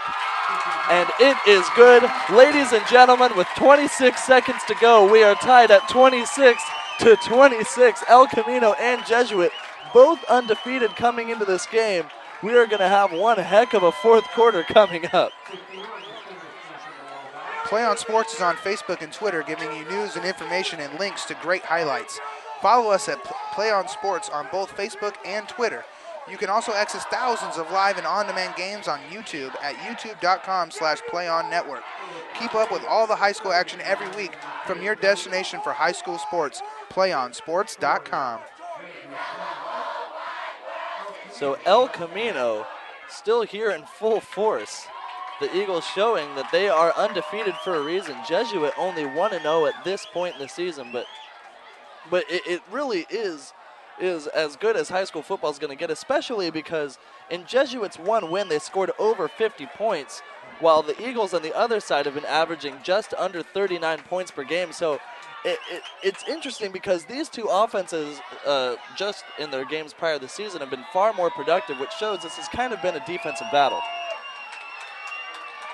Yeah, I got to give it up to the Eagles though. They came down 14 points to start the second half, and they brought it back. Oh, So that get past his Devin Kelly. kick is going to get past Devin Kelly, but he's going to get back to pick it up, still running. But he slips, I'd say, around just past the 5-yard line. The Marauders are going to have a huge field ahead of them with 18.6 to go on the clock. Again, this home field advantage seems to be really working in the Eagles' favor. Yeah, it looks like the ball's going to be just on the 7 there for the Marauders to start this drive. Let's see if that Eagle defense can keep it moving and get the ball back for their offense, which is hot right now. So the Marauders, who have shown to be explosive in various aspects of football, with great opportunity here, despite being far away, they've shown they have big plays in their pocket. So a quick run back is actually going to be stopped by the Eagles, and the Eagles have not had that much penetration at all this game. This seems like an entirely new football team on both the offensive and defensive halves, and that's going to take us, ladies and gentlemen, to the end of the third quarter. That was the captain on the tackle there for the loss, Quentin Hagan for the Eagles. Great penetration by Hagan. He's been a big momentum guy there for the defense and special teams. We got the Eagles trying to pump the crowd up now. So hands are going into the air. I see a lot of fingers up for fourth quarter, which the Eagles seem to be considering their quarter. Yeah, the Eagles are pumped, and they got the crowd into it. They tied the game up on a solid third quarter by the Eagles offense. This is going to be an interesting fourth quarter with the game tied 26-all here, starting the fourth quarter between the Jesuit Marauders and the El Camino Eagles. So the 12 minutes are set as huddles are being created on both sides of both sidelines. And it's interesting to see because despite all of the momentum here coming from the Eagles, I don't see any change in composure from the Jesuit sideline. It seems like they are used to this situation. They have a lot of veteran leadership, including Thomas Spurbeck, who is a senior on this roster. Really, they don't seem like they've never been, or they seem like they've been in this situation before, and it seems like both teams have a lot of will piled up in almost completely different fashions. Well, this will be the first time this season that the Marauders are going to have to, they actually have a fight out for them. I mean, they blew out their previous team by quite a few points. I believe they scored 50-something I believe it was over 20. Yeah, points. the 53, I believe, was the final. Yeah, so this is something that El Camino wanted to do when they came into this game, was keep it close, something the Marauders are not used to. It seems to be working into the Eagles' favor so far. So here come the Marauders. It's second down now. So yeah, 2nd and 11. Ball on the 6-yard line. So the Marauders now going to be dropping back, and it's actually going to be a pass, this time to Tyler Marshall, who's able to get way downfield, and that was an easy first down for the Marauders. And boy, is that breathing room from the 6 now to about the 22. Yeah, they definitely needed that if they wanted to make this a drive where they got points. They were backed up into their end zone there, and that with that Eagle defense and the crowd keeping the Eagles defense into it, it wasn't a good sign for them. That was a much-needed first down. And a good read from Spurbeck as he was able to see the gap on the slant there coming in from Marshall. So this time it's going to be a run up the middle for the Marauders. Or my apologies, a pitch to the outside. And was I fooled? But the Eagles defense was not. That goes to number 31, Ben Perrietti. That's Eric Thomas on a very nice tackle there on the outside there for the Eagles. Eric Thomas, I believe, with his second tackle of the game. That's the senior out there making that nice tackle. One-on-one, definitely got in the backfield for a 2-yard loss. 2nd and 12 here for the Marauders, ball on the 19 with 11 minutes to go here in the fourth quarter. So 10:58 now on the clock as the Marauders decide to turn it into make a pass play, possibly a run. You never know with this guy, and it's going to get out of bounds at the 30-yard line. A big gain, turning another moment of a possible short loss that turns into about a gain of total, I'd say 10 yards, and that's going to make it, 8 yards. That's going to make about 3rd and about 4. Yeah, again, Spurbeck deciding to pull the ball down and run with it. And anytime he's decided to do that, he usually, like I said, he comes up with at least 8 to 10 yards. That's one thing the Eagle defense is going to have to keep their eye on, maybe run run a backer to keep an eye on him. So Spurbeck there with Parietti behind him as well as Kyle Cubes this time. So now it's actually flags are going to be flying. Kyle Cubes is going to be running past the first down marker. I do not know. That was Quentin Hagan on the jailbreak there. He got all through there on the nice gap read. We'll see what the penalty was, but I don't know. If they decide to call that on an offsides, I think he was ahead of the ball. That was very nice play by Quentin Hagan to get through that gap. So a false start is actually going to be called on the Marauders offense one more time as we hear the cheers coming from all around us. Yeah, I think Quentin Hagan had a lot to do with that false start. The offensive line seen him about to run right through, and they tried to jump a little early and still couldn't catch him. And he broke right through that line to make a very nice play in the backfield. That shows you why he wears a C on his jersey.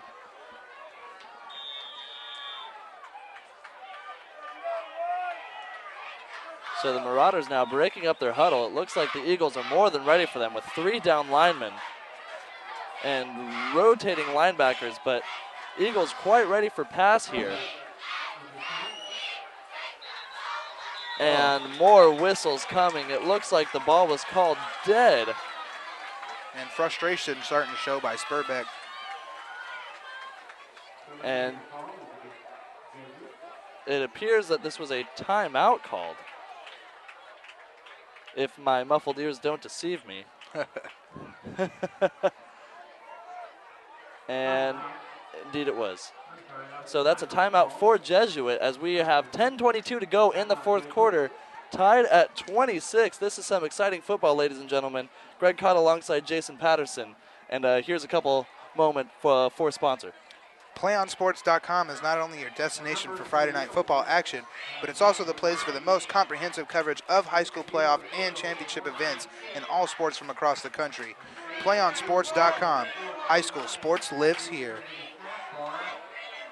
So with 3rd and 8 to go for the Marauders, we've seen them pull off 3rd and even longer in other situations. We'll see how this goes, but this Eagles defense has, I think, been kind of a Jekyll and Hyde thing where in the first half it seemed like they really ran into trouble, but in the second half it seems Jesuit's offense is almost coming to a crawl with a few big plays. It really is a toss-up from here on out in these final 10 minutes. I think the real story here, Greg, is the Eagles' offense.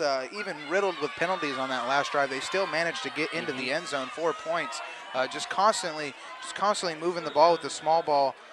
Just looking good, giving the ball to either Herman Thomas or Boyd Tanner out there. And they're just constantly moving the ball. I'm really impressed by the way the Eagles are using their offense. So it's going to be a battle of will here as well as endurance as we come down to the final minutes of the fourth quarter. It's a big 3rd down for the Eagles. And a hard count by the Marauders. I saw some movement on the defensive line of the Eagles, perhaps an offsides call. Now that would really change the game plan for this 3rd down. And offsides indeed, as the Marauders were able to get the Eagles into the neutral zone. And that's going to make it 3rd and short as opposed to 3rd and long. Yeah, that was big for the Marauders there. They needed those 5 yards. 3rd and 3 is a lot more manageable than 3rd and 8. So Marauders breaking up in full speed with 10:22 on the clock. So here come the Marauders. That's going to be a quick splat, and it's going to be a run up the middle. And indeed a first down by, I'd say, 3 or 4 yards. Another great run from Thomas Spurbeck. His quarterback draws coming up the middle have kind of been the backbone of this Marauders offense. Yeah, I agree. He definitely took a look upfield, seen nothing, pulled the ball down, got his first down, moves the chains. That's a solid play by Spurbeck.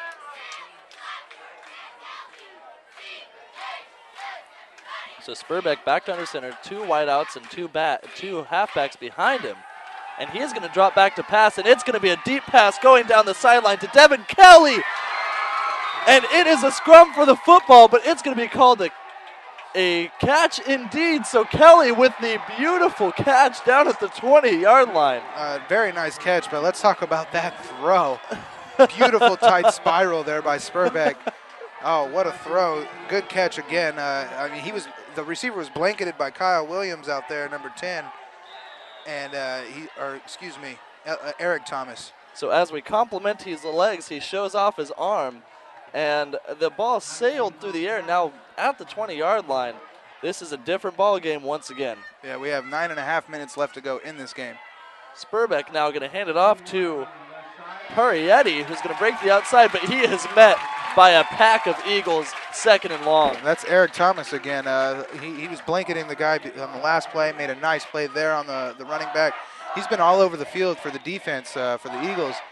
Eric Thomas, let's see, he's the senior. 2nd and 11, 9 minutes and 10 seconds to go. 26-26 here, ladies and gentlemen. Yeah, 2nd and 11. Let's see if the Eagles D can't hold here right just outside the red zone. Now Spurbeck under center on the far hash mark.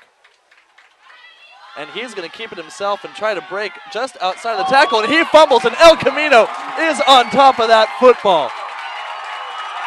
That's another big turnover for the Eagles. And the crowd here is loving it. The moment that one team builds momentum, the other team takes it away. This time in the case of the second fumble coming from Spurbeck, as he's had the ball in his hands a lot. Now it seems perhaps that could be getting to him, but with 8:43 on the clock and the game tied, and El Camino has a long field ahead of him, Jason, this is anybody's ball game. This is a great ball game. If you guys are having go for it. So it's going to be a run up the middle for El Camino. Looks like it's going to go to Kintz. Like I said, this is a great game. If you guys happen to be tuning in tonight here on YouTube or on PlayOnSports.com, you guys are in for a great one with a tied ball game with about 8 minutes to go here in El Camino High School. El Camino Eagles versus the Jesuit Marauders. So Lassard under center, but it's going to go around to Herman Thomas. It looks like he's going to get a little bit past the line of scrimmage, 3rd and 4.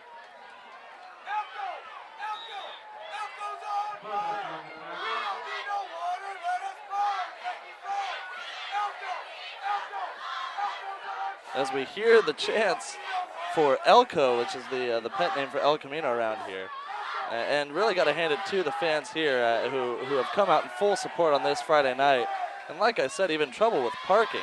As an end around then goes to Boyd Tanner, or my apologies, it's a fake end around that is going to be a throw to Mike Kintz, who drops the pass just around the first down marker, and that's going to make it 3rd and 4. Here comes the punting unit. That is the only, besides the small penalties, that's the only downfall that I see from the Eagles.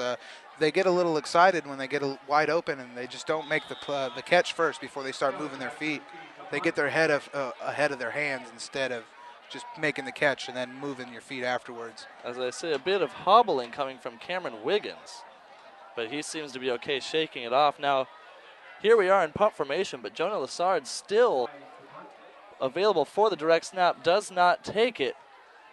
The punt booming back to number 2, Devin Kelly. Kelly under it at the 40, makes the fair catch. 7:29 on the clock, ladies and gentlemen. Marauders got about 60 yards to go ahead of them, and they've made that field look long, and they've made it look short. As the Eagles try to continue their defense, we've got a tight one here in Sacramento, California. Do you want to watch more of your school's great matchups like the game you are enjoying here tonight? Tell your school to sign up for the Play on Sports School Broadcast Program. The program allows school to broadcast all their games and other activities on the web. For more information, go to playonsports.com/SBP. So here comes Spurbeck under center. As usual, still with the ball in his hands. Ball just past the 40-yard line. And he's going to turn around, and he attempts to hand it off, but the ball's actually going to be picked up by Ben Parietti. That is his 3rd fumble of the game. These Eagles are hitting hard. That's Quentin Hagan, again, the captain, just getting through those gaps. He's just been a workhorse, looking like Ray Lewis out there from the middle linebacker position, just getting through there and just destroying that offensive line. Quentin Hagan, the Eagles defense, they owe him a lot right now. He's keeping the ball back for him. Quentin Hagan, a junior. So a bright future ahead of him here at El Camino. Yeah, there's a reason that junior's a captain. He's been showing it all game. 6:50 on the clock here.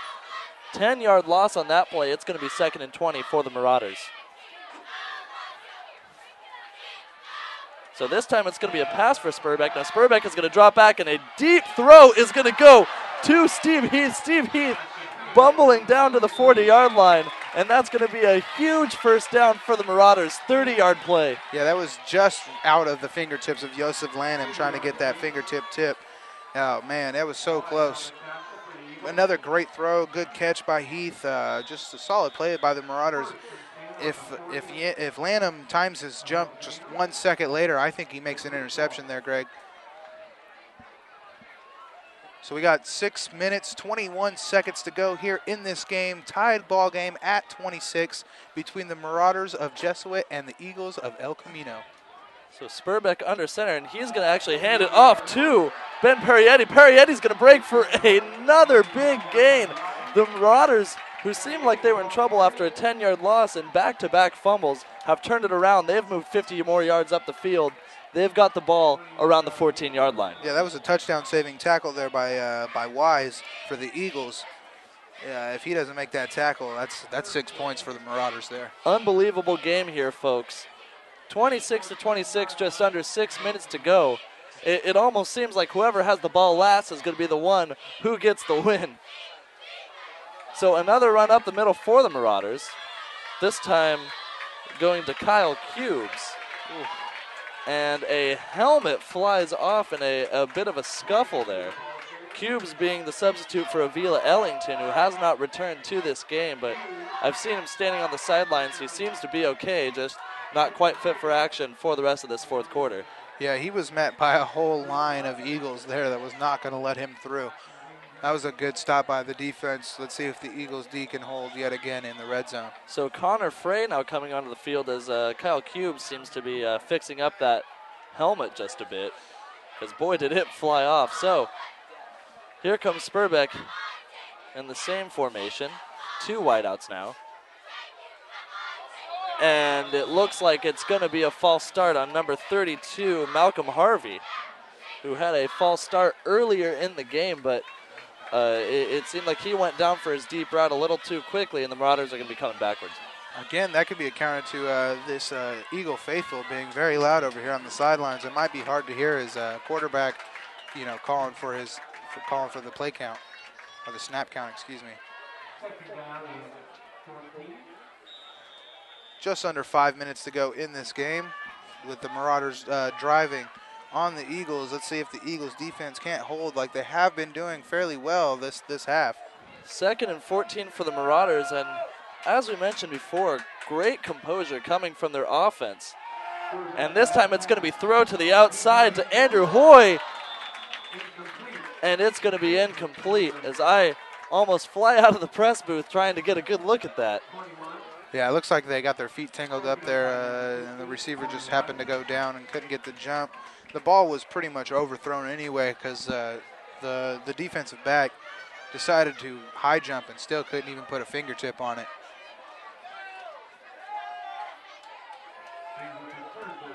So it's a 3rd and 14 ball on the 16 here for the Marauders. Let's see if that Eagle defense can't hold here on 3rd down and get the ball back for their offense late in the fourth quarter. So Marauders moving over to the far side of the field as it looks like there seems to be discussion on the placement of the ball. 4:37 on the clock as it stopped after that incomplete pass. 3rd and 14. Again, the Marauders have made this field look long and they've made it look short with their inconsistent offense that's successful regardless. So here comes Spurbeck. And Spurbeck decides to hold it himself, and it's going to be thrown to the far sideline, and that's going to be intercepted. And an interception indeed, so the Eagles now get the ball at their own 20, and that's going to be Eric Thomas, who we've seen come up with a few big plays earlier in this game. It's a tie ball game, 4:32 on the clock, and just like that, the Eagles have a chance for a win. Yeah, between Eric Thomas and Quentin Hagan back there on the defense, this Eagle defense is looking really good. You got the middle linebacker, Hagan, who just keeps breaking the gaps, and you got Thomas out there on the outside who's just making some solid plays. He comes away with that nice interception there, and it gets the Eagles the ball back here with 4.5 to go in the fourth. Let's see if they can't drive down, Greg, and win this game. So the Eagles calling motion, and that's actually going to go to Herman Thomas again. And that was Matthew Turnin in the backfield with a nice stop for the Marauders. So a gain of just about half a yard. It's going to be 2nd and more or less 10.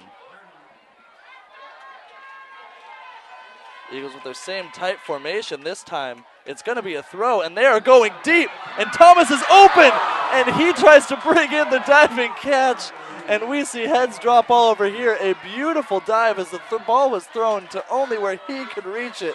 But now it's going to be 3rd and long. Yeah, that was about 2 inches too long there.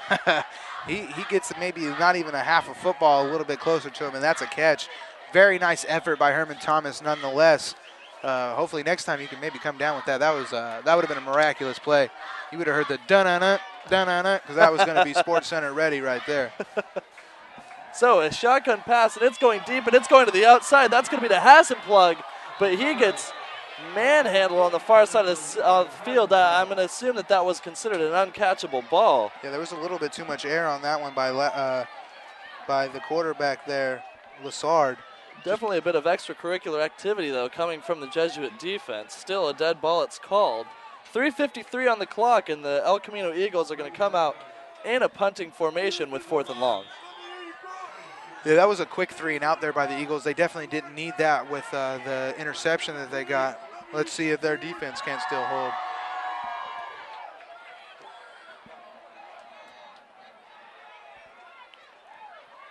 Didn't get much of a breather there for the defense.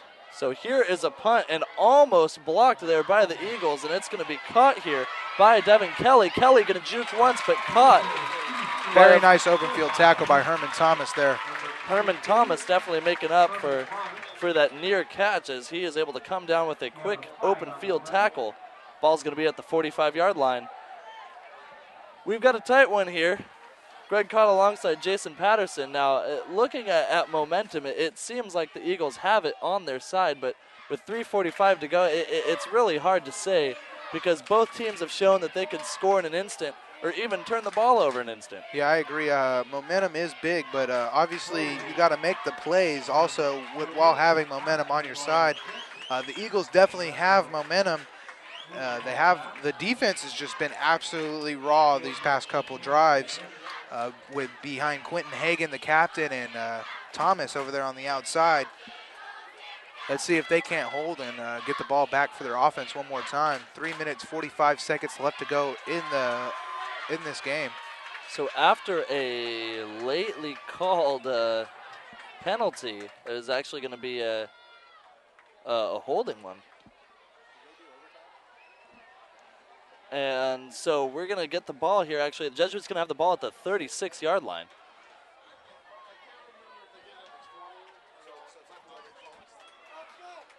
So 3:45 coming down here. It looks like we have a very tight game. The referee is making sure that they've got everything clear. The chain gain had not moved just yet. Oh, yeah, we got as the penalty was on the kickoff. And we got the Eagles so we have a trying to new pump their crowd mark up. for 1st down. So Spurbeck is going to drop back, and it's going to be a screen route out to Steve Heath. Heath is going to use his blockers, but just come up after a couple-yard gain. It's going to be about 2nd and 7. Yeah, one of these teams definitely need to go down and get some points if they don't want to go into overtime. We got 3 minutes, 23 seconds left to go in regulation with a tie game of 26. Just a great football game overall. Just a couple small things on both sides of the ball for both teams, but besides that, just great high school football here Friday night on PlayOnSports.com. So Spurbeck under center, and this time he's going to roll out to our side of the field, and throwing on the run, he's going to get a 1st down to Kyle Cubes, the backup running back, a gain of nearly 10. And the ball's at the 50-yard line. Yeah, again, that was Quentin Hagan. He got in the backfield, but he got picked up on a nice block there by the Marauders the running back. So great blocking coming from the Marauders offense. They continue to chip away at this field. 2:48 on the clock. Ball at the 50-yard line. This is as close as you can get to a 2-minute drill without a real one. That's Matthew Coyle closest to you for the Marauders. So Spurbeck under center. This time it's going to be a run to Ben Parietti. Parietti going to jump and make it a 9-yard gain. He took it from 6 to 9 yards really quickly there. Yeah, that was a nice hurdle right over Thomas there, number 10. I'd say his feet were a good 5 feet in the air. Yeah, that was pretty athletic there. Almost enough for the first down. So 2nd and short here for the Marauders. Now coming up near their, they're on the 42-yard line. With just about 2 minutes to go here in the fourth quarter. 2 minutes on the nose it is. And it's going to be a draw up the middle for Spurbeck. Spurbeck is going to break for much more than the first down. It looks like he's going to get the ball at the 33-yard line. That seems to be their bread and butter play there, Greg. If they need a couple extra yards, they just give the ball to Spurbeck and let him gain it himself. It's something the Eagles need to watch for on 3rd and shorts or even 3rd and like mediums. They seem to be just giving them the ball. Listed at 6 foot and 175 pounds. Yeah, that senior, he's definitely moving the ball nice. He's taking the offense on his shoulders, and he's been doing it the whole game. Spurbeck definitely in control of this game. Let's see if the Eagles defense can unite. So Spurbeck going to hand the ball off to, it looks like, to Kyle Cubes. Kyle Cubes is going to be stopped, though, before the line of scrimmage, if not directly at it. 2nd and 10. Yeah, that was very nice penetration by the Eagles defense there. One of the linebackers looks like he got in on a nice blitz. It looks like number 51. I can't quite tell from here, but if that is 51, that'd be Max Hewitt. He got back there and tripped him up and caused that loss. Spurbeck dropping back, and he's going to hold it himself, and he is going to get the first down and then some. And he is stopped, I'd say, around the 11-yard line. They're in the red zone again. It seems that Jesuit keeps chipping away at this Eagles defense, and they were in this situation before, but then it turned into an interception from Eric Thomas. Jason, it really seems like this game is going back and forth. I think that the Eagles, though, do you expect him to drop into his zone coverage, or does he keep trying to prevent this run? I think they got to keep a middle linebacker. I think you keep Quentin Hagan there to keep an eye on that quarterback because he just keeps burning him for too many yards. Definitely got to do something. So Spurbeck is going to keep the ball again, and there are the Eagles waiting for him. But still a short gain for the Eagles. We actually have 2 players down. We got one for the Eagles. Now he's getting back up. But we have number 52 down for the Jesuit Marauders. That would be Rafael Aguilar. Let's hope he's okay. So Rafael Aguilar looks like he's running into a bit of trouble. It seems like it's going to be a timeout then. 20.3 on the clock, ladies and gentlemen. It's 26-26, and we see a kicker warming up on the sidelines. I can only imagine it is Andrew Endicott, who has shown a strong leg so far, but then again, he's missed 2 extra points, so this could really go either way. It's actually not Andrew warming up over there. It's the backup, number 21, Andrew Hoy, sorry. He's the backup kicker warming up. It looks like they might put it in his feet, to be precise, put it on his feet to see if they can't get this win. Since we have a little break in the action, don't forget to stay tuned for the PlayOnSports.com postgame show, where we will select our player of the game as well as wrap up all the action from this ball game.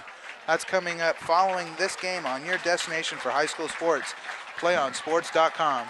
So applause is coming as it appears that the injured player is okay. He's walking off in his own strength with a bit of a hobble. But with 20.3 seconds on the clock and only 5 yards to go for the Marauders, it seems like now would be the time where you try to punch it in, especially because they do still have a timeout or 2. Yeah, this is a make or break play for both teams right here. If the Eagles stop this play, I think they have very good momentum going into overtime. But obviously, if the Marauders they succeed on this play, that will be this ball game. So with 20.3 seconds, the Eagles fans are doing everything that they can to keep their team in this. Yeah, and it's going to come down. Both teams have fought rather resiliently tonight, and it's gone either way. Like I said, coming down to probably whoever has the ball last. And boy, do you hear these roars coming. I've even felt some movement up here in the booth with I see things rattling as fans stomp. They are as behind this team as they possibly could be. But here come the Marauders. All right, here we go. This is the make or break. So this is going to be a very determining play. It looks like they might be trying one more try at the end zone before they call a timeout and kick the field goal. So Spurbeck under center. He has Cubes and Perrietti behind him, and he is going to roll out, but he is chased by the Eagles. He goes to the corner of the end zone, and that is going to be a touchdown for the Jesuit Marauders. 14.4 on the clock, and now we start to hear it from the opposite side of the field. A beautiful run coming in from Spurbeck. Wow. 32-26 Marauders. Wow, you can hear a pin drop in this building right now. Wow, way to silence a crowd.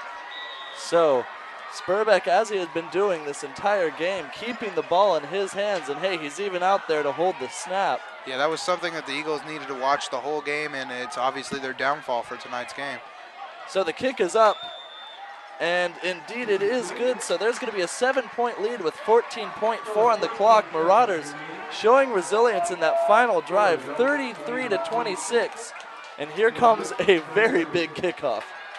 Yeah, this is huge for the Eagles. They're going to be kicking to Boyd Tanner and Herman Thomas yet again, more than likely. I wouldn't be surprised if they try to pull a little trickery, maybe a little Cal Stanford move from way back in the day. Indeed. If I'm the Eagles, I want the ball in Boyd Tanner's hands for this kick return. So Desmond Boyd Tanner being the number 2 to look out for, but alongside him, of course, is number 22, Herman Thomas.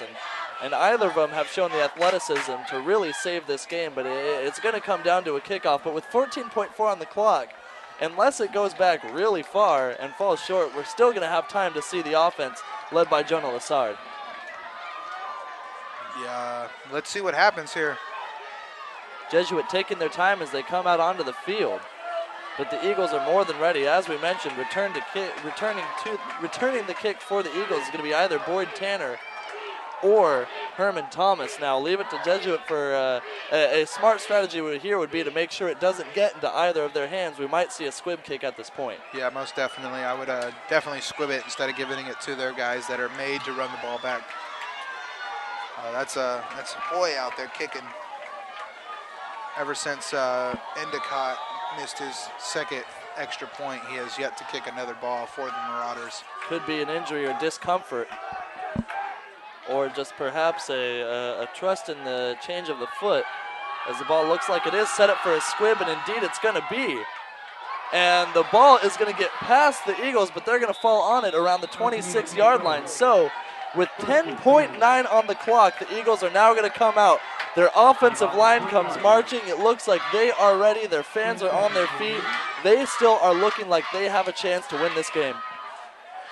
We got the coordinators from the Eagles leaving the press box. That's not usually a good sign for the Eagles. But let's see if one Hail Mary doesn't possibly come down with a miracle catch and put some points on the board for the Eagles. If the coordinators are going down to the field, it looks like it's safe to say that they know what play they are running with three wideouts. Yeah, we got the prevent defense in here for the Marauders. Lassard. It looks like it's going to be thrown to the sideline, but just short. 6.7 on the clock. The Eagles are going to have another shot at this. Yeah, it looks like this is going to be the last play here, Greg. We got one last chance for the Eagles, which is kind of sad to say that there has to be a loser here today. Both teams just playing their hearts out, back and forth football action. Just a great Friday night football game. I'm glad to be able to broadcast it here on PlayOnSports.com alongside Greg Cotta. I am Jason Patterson. A timeout is called here, and this is a time to discuss strategy. And actually, it's not even a strategy as much as it is a pep talk where you sit down with your team and you say, look, this is it. And like you said, both teams have really played their hearts out tonight. It's been an impressive showing by both sides. And both sides are going to show a successful season or successful gameplay for the rest of the season, because really both teams coming in undefeated, 1-1 or 2-1 is not a bad start for either team. No, I agree. I see a lot of heads down here on the side of the El Camino Eagles. They should know to keep their heads up. They played a great football game, a couple minor mistakes, but it's still early in the season.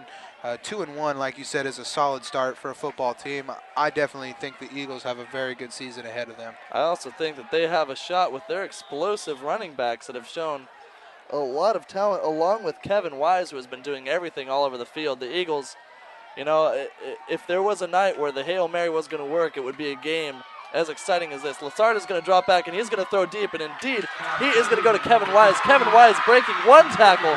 Looks like breaking two. Pitching back to Lassard, and it's actually going to go to Wise. My apologies. And it's going to pitch back to 42, Anton Hollins. Hollins is going to throw it down, and Jesuit's actually going to pick up the ball. So the ball went, my apologies, to Herman Thomas. And that's going to be the ball game, though. So the Eagles trying to make one last effort, and boy, did I get excited on that one. But the final score is going to be 33-26. The Jesuit Marauders taking down the Eagles of El Camino here at Abbott Field. Well, final score here, 33-26, the Marauders over the Eagles. We're going to go ahead and come back to you guys here after we go locate our player of the game, and we'll be back with you guys for a player of the game interview here on PlayOnSports.com. We can get a player up here. Oh, that's good stuff. All right, perfect. Prepare a Wiley Ballard graphic. Do you want me to start the stream? Start the stream. Camera 3. Beautiful. We're coming in on 1.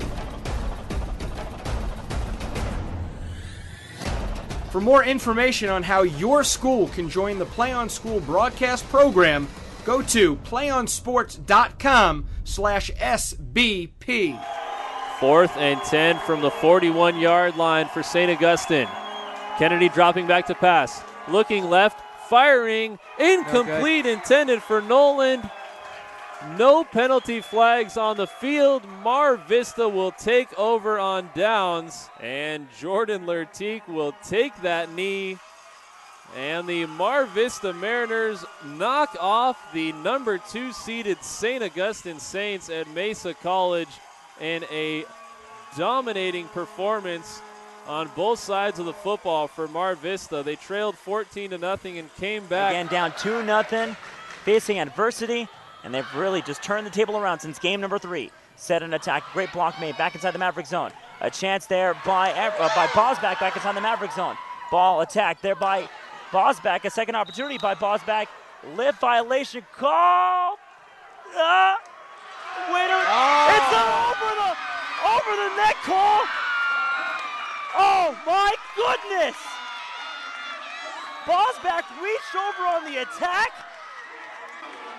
A Maverick error wraps up the title for the Presentation Panthers. A 15-9 victory in game number 5, and they wrap it up coming back from 2-0 down match-wise and take it 3-2.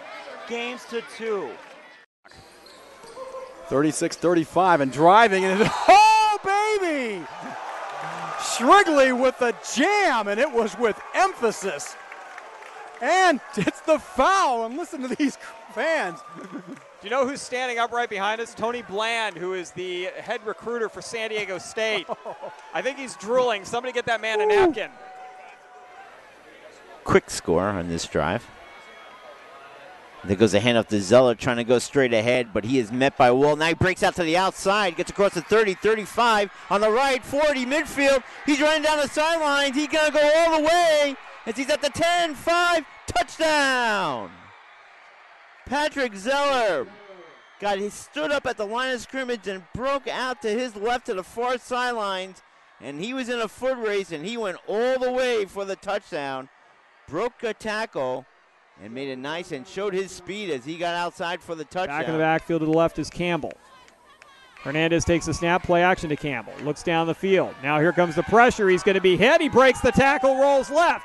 Now he's going to cut upfield. He's going to break another tackle, and then another tackle down the sideline. Gets a block inside the 5. What a touchdown!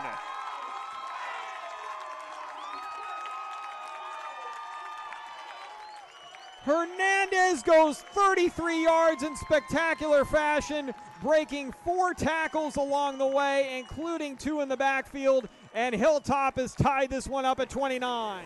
Grant with a big, strong defensive rebound. He brings it back down the floor again, and another slam dunk. Jeremy Grant can run the point, and he can fly. Huge dunk, 2 big dunks in the last Bullard minute. trying to close it out. Deep ball, up in the air, Cram.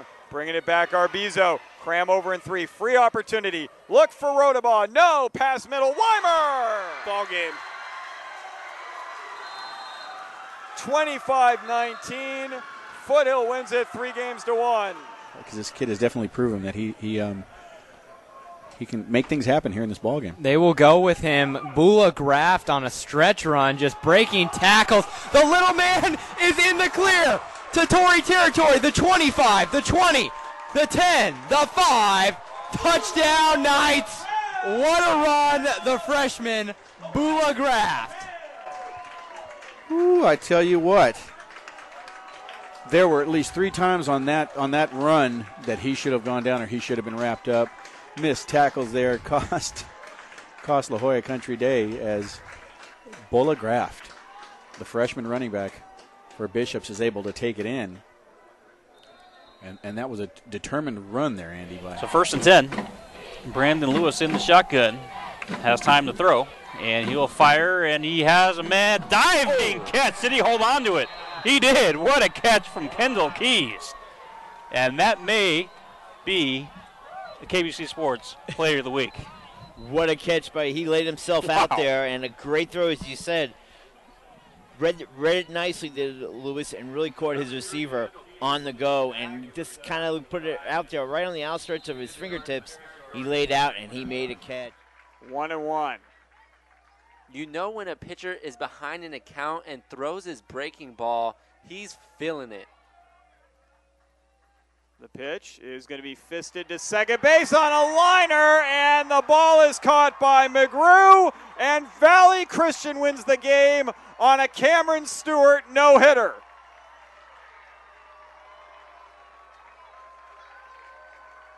Wow, what a way to go out if you're Cameron Stewart. A no-no in the championship game.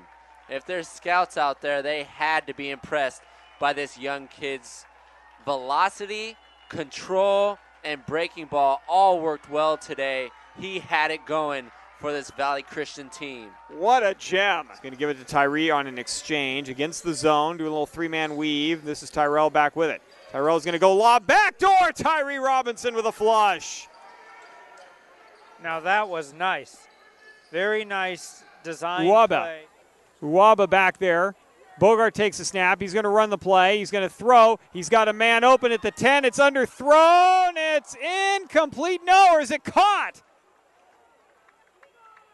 It is a catch. Wow, juggling catch inside the 5-yard line. Moliga. Was that Moliga pulling that one in?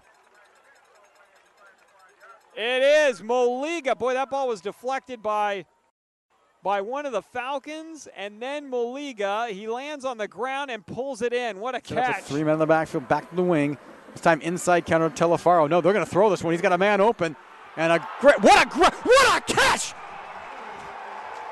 What a grab by tight end Joe Gigantino.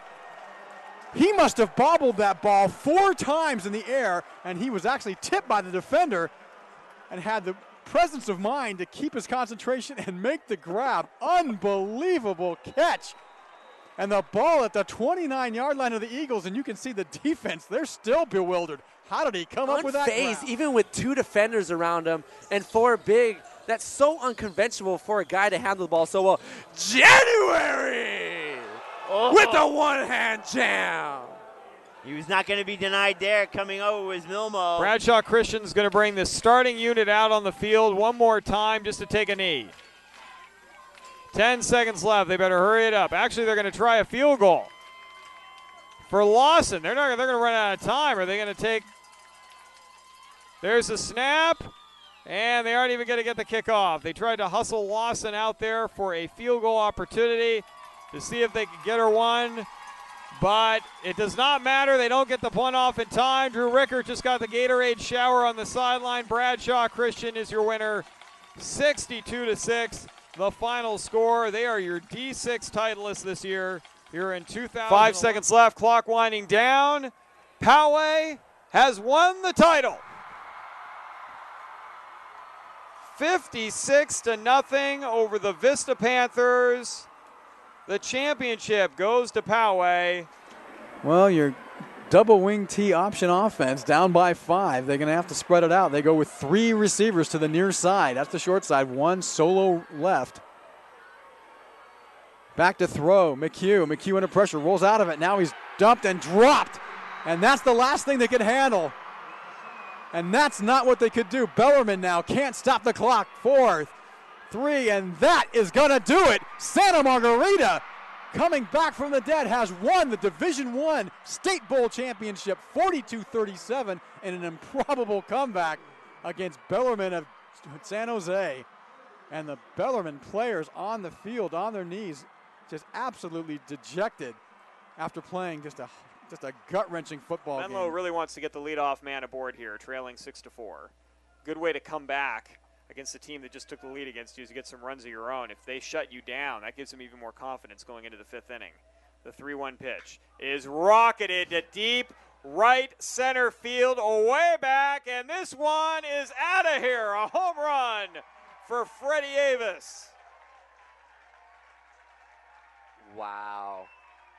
The leadoff hitter has 2 of the deepest hits we've seen all day up to this point.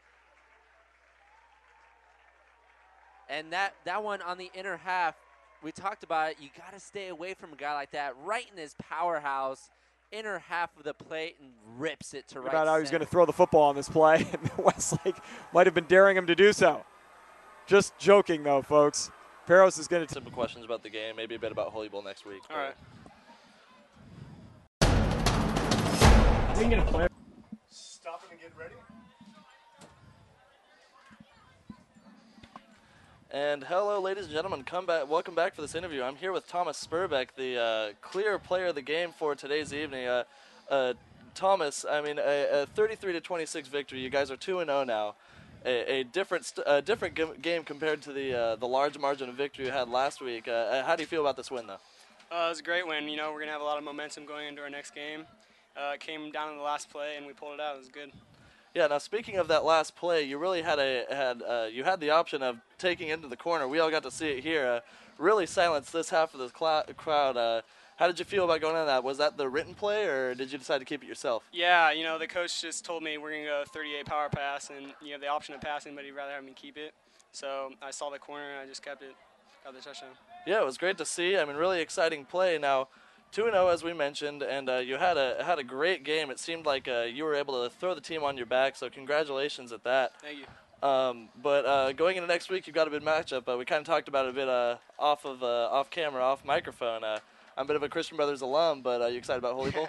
Yeah, I am. You know, it's a big game, a lot of people there. But this year we're trying not to. We're trying just to take it game at a time, so we have momentum going into each game instead of just this one. Well, it was exciting to see. So again, congratulations to you. You again are our player of the game. Here's Thomas Spurbeck. So thank you, ladies and gentlemen. We'll be back with more post game after this. Thank you.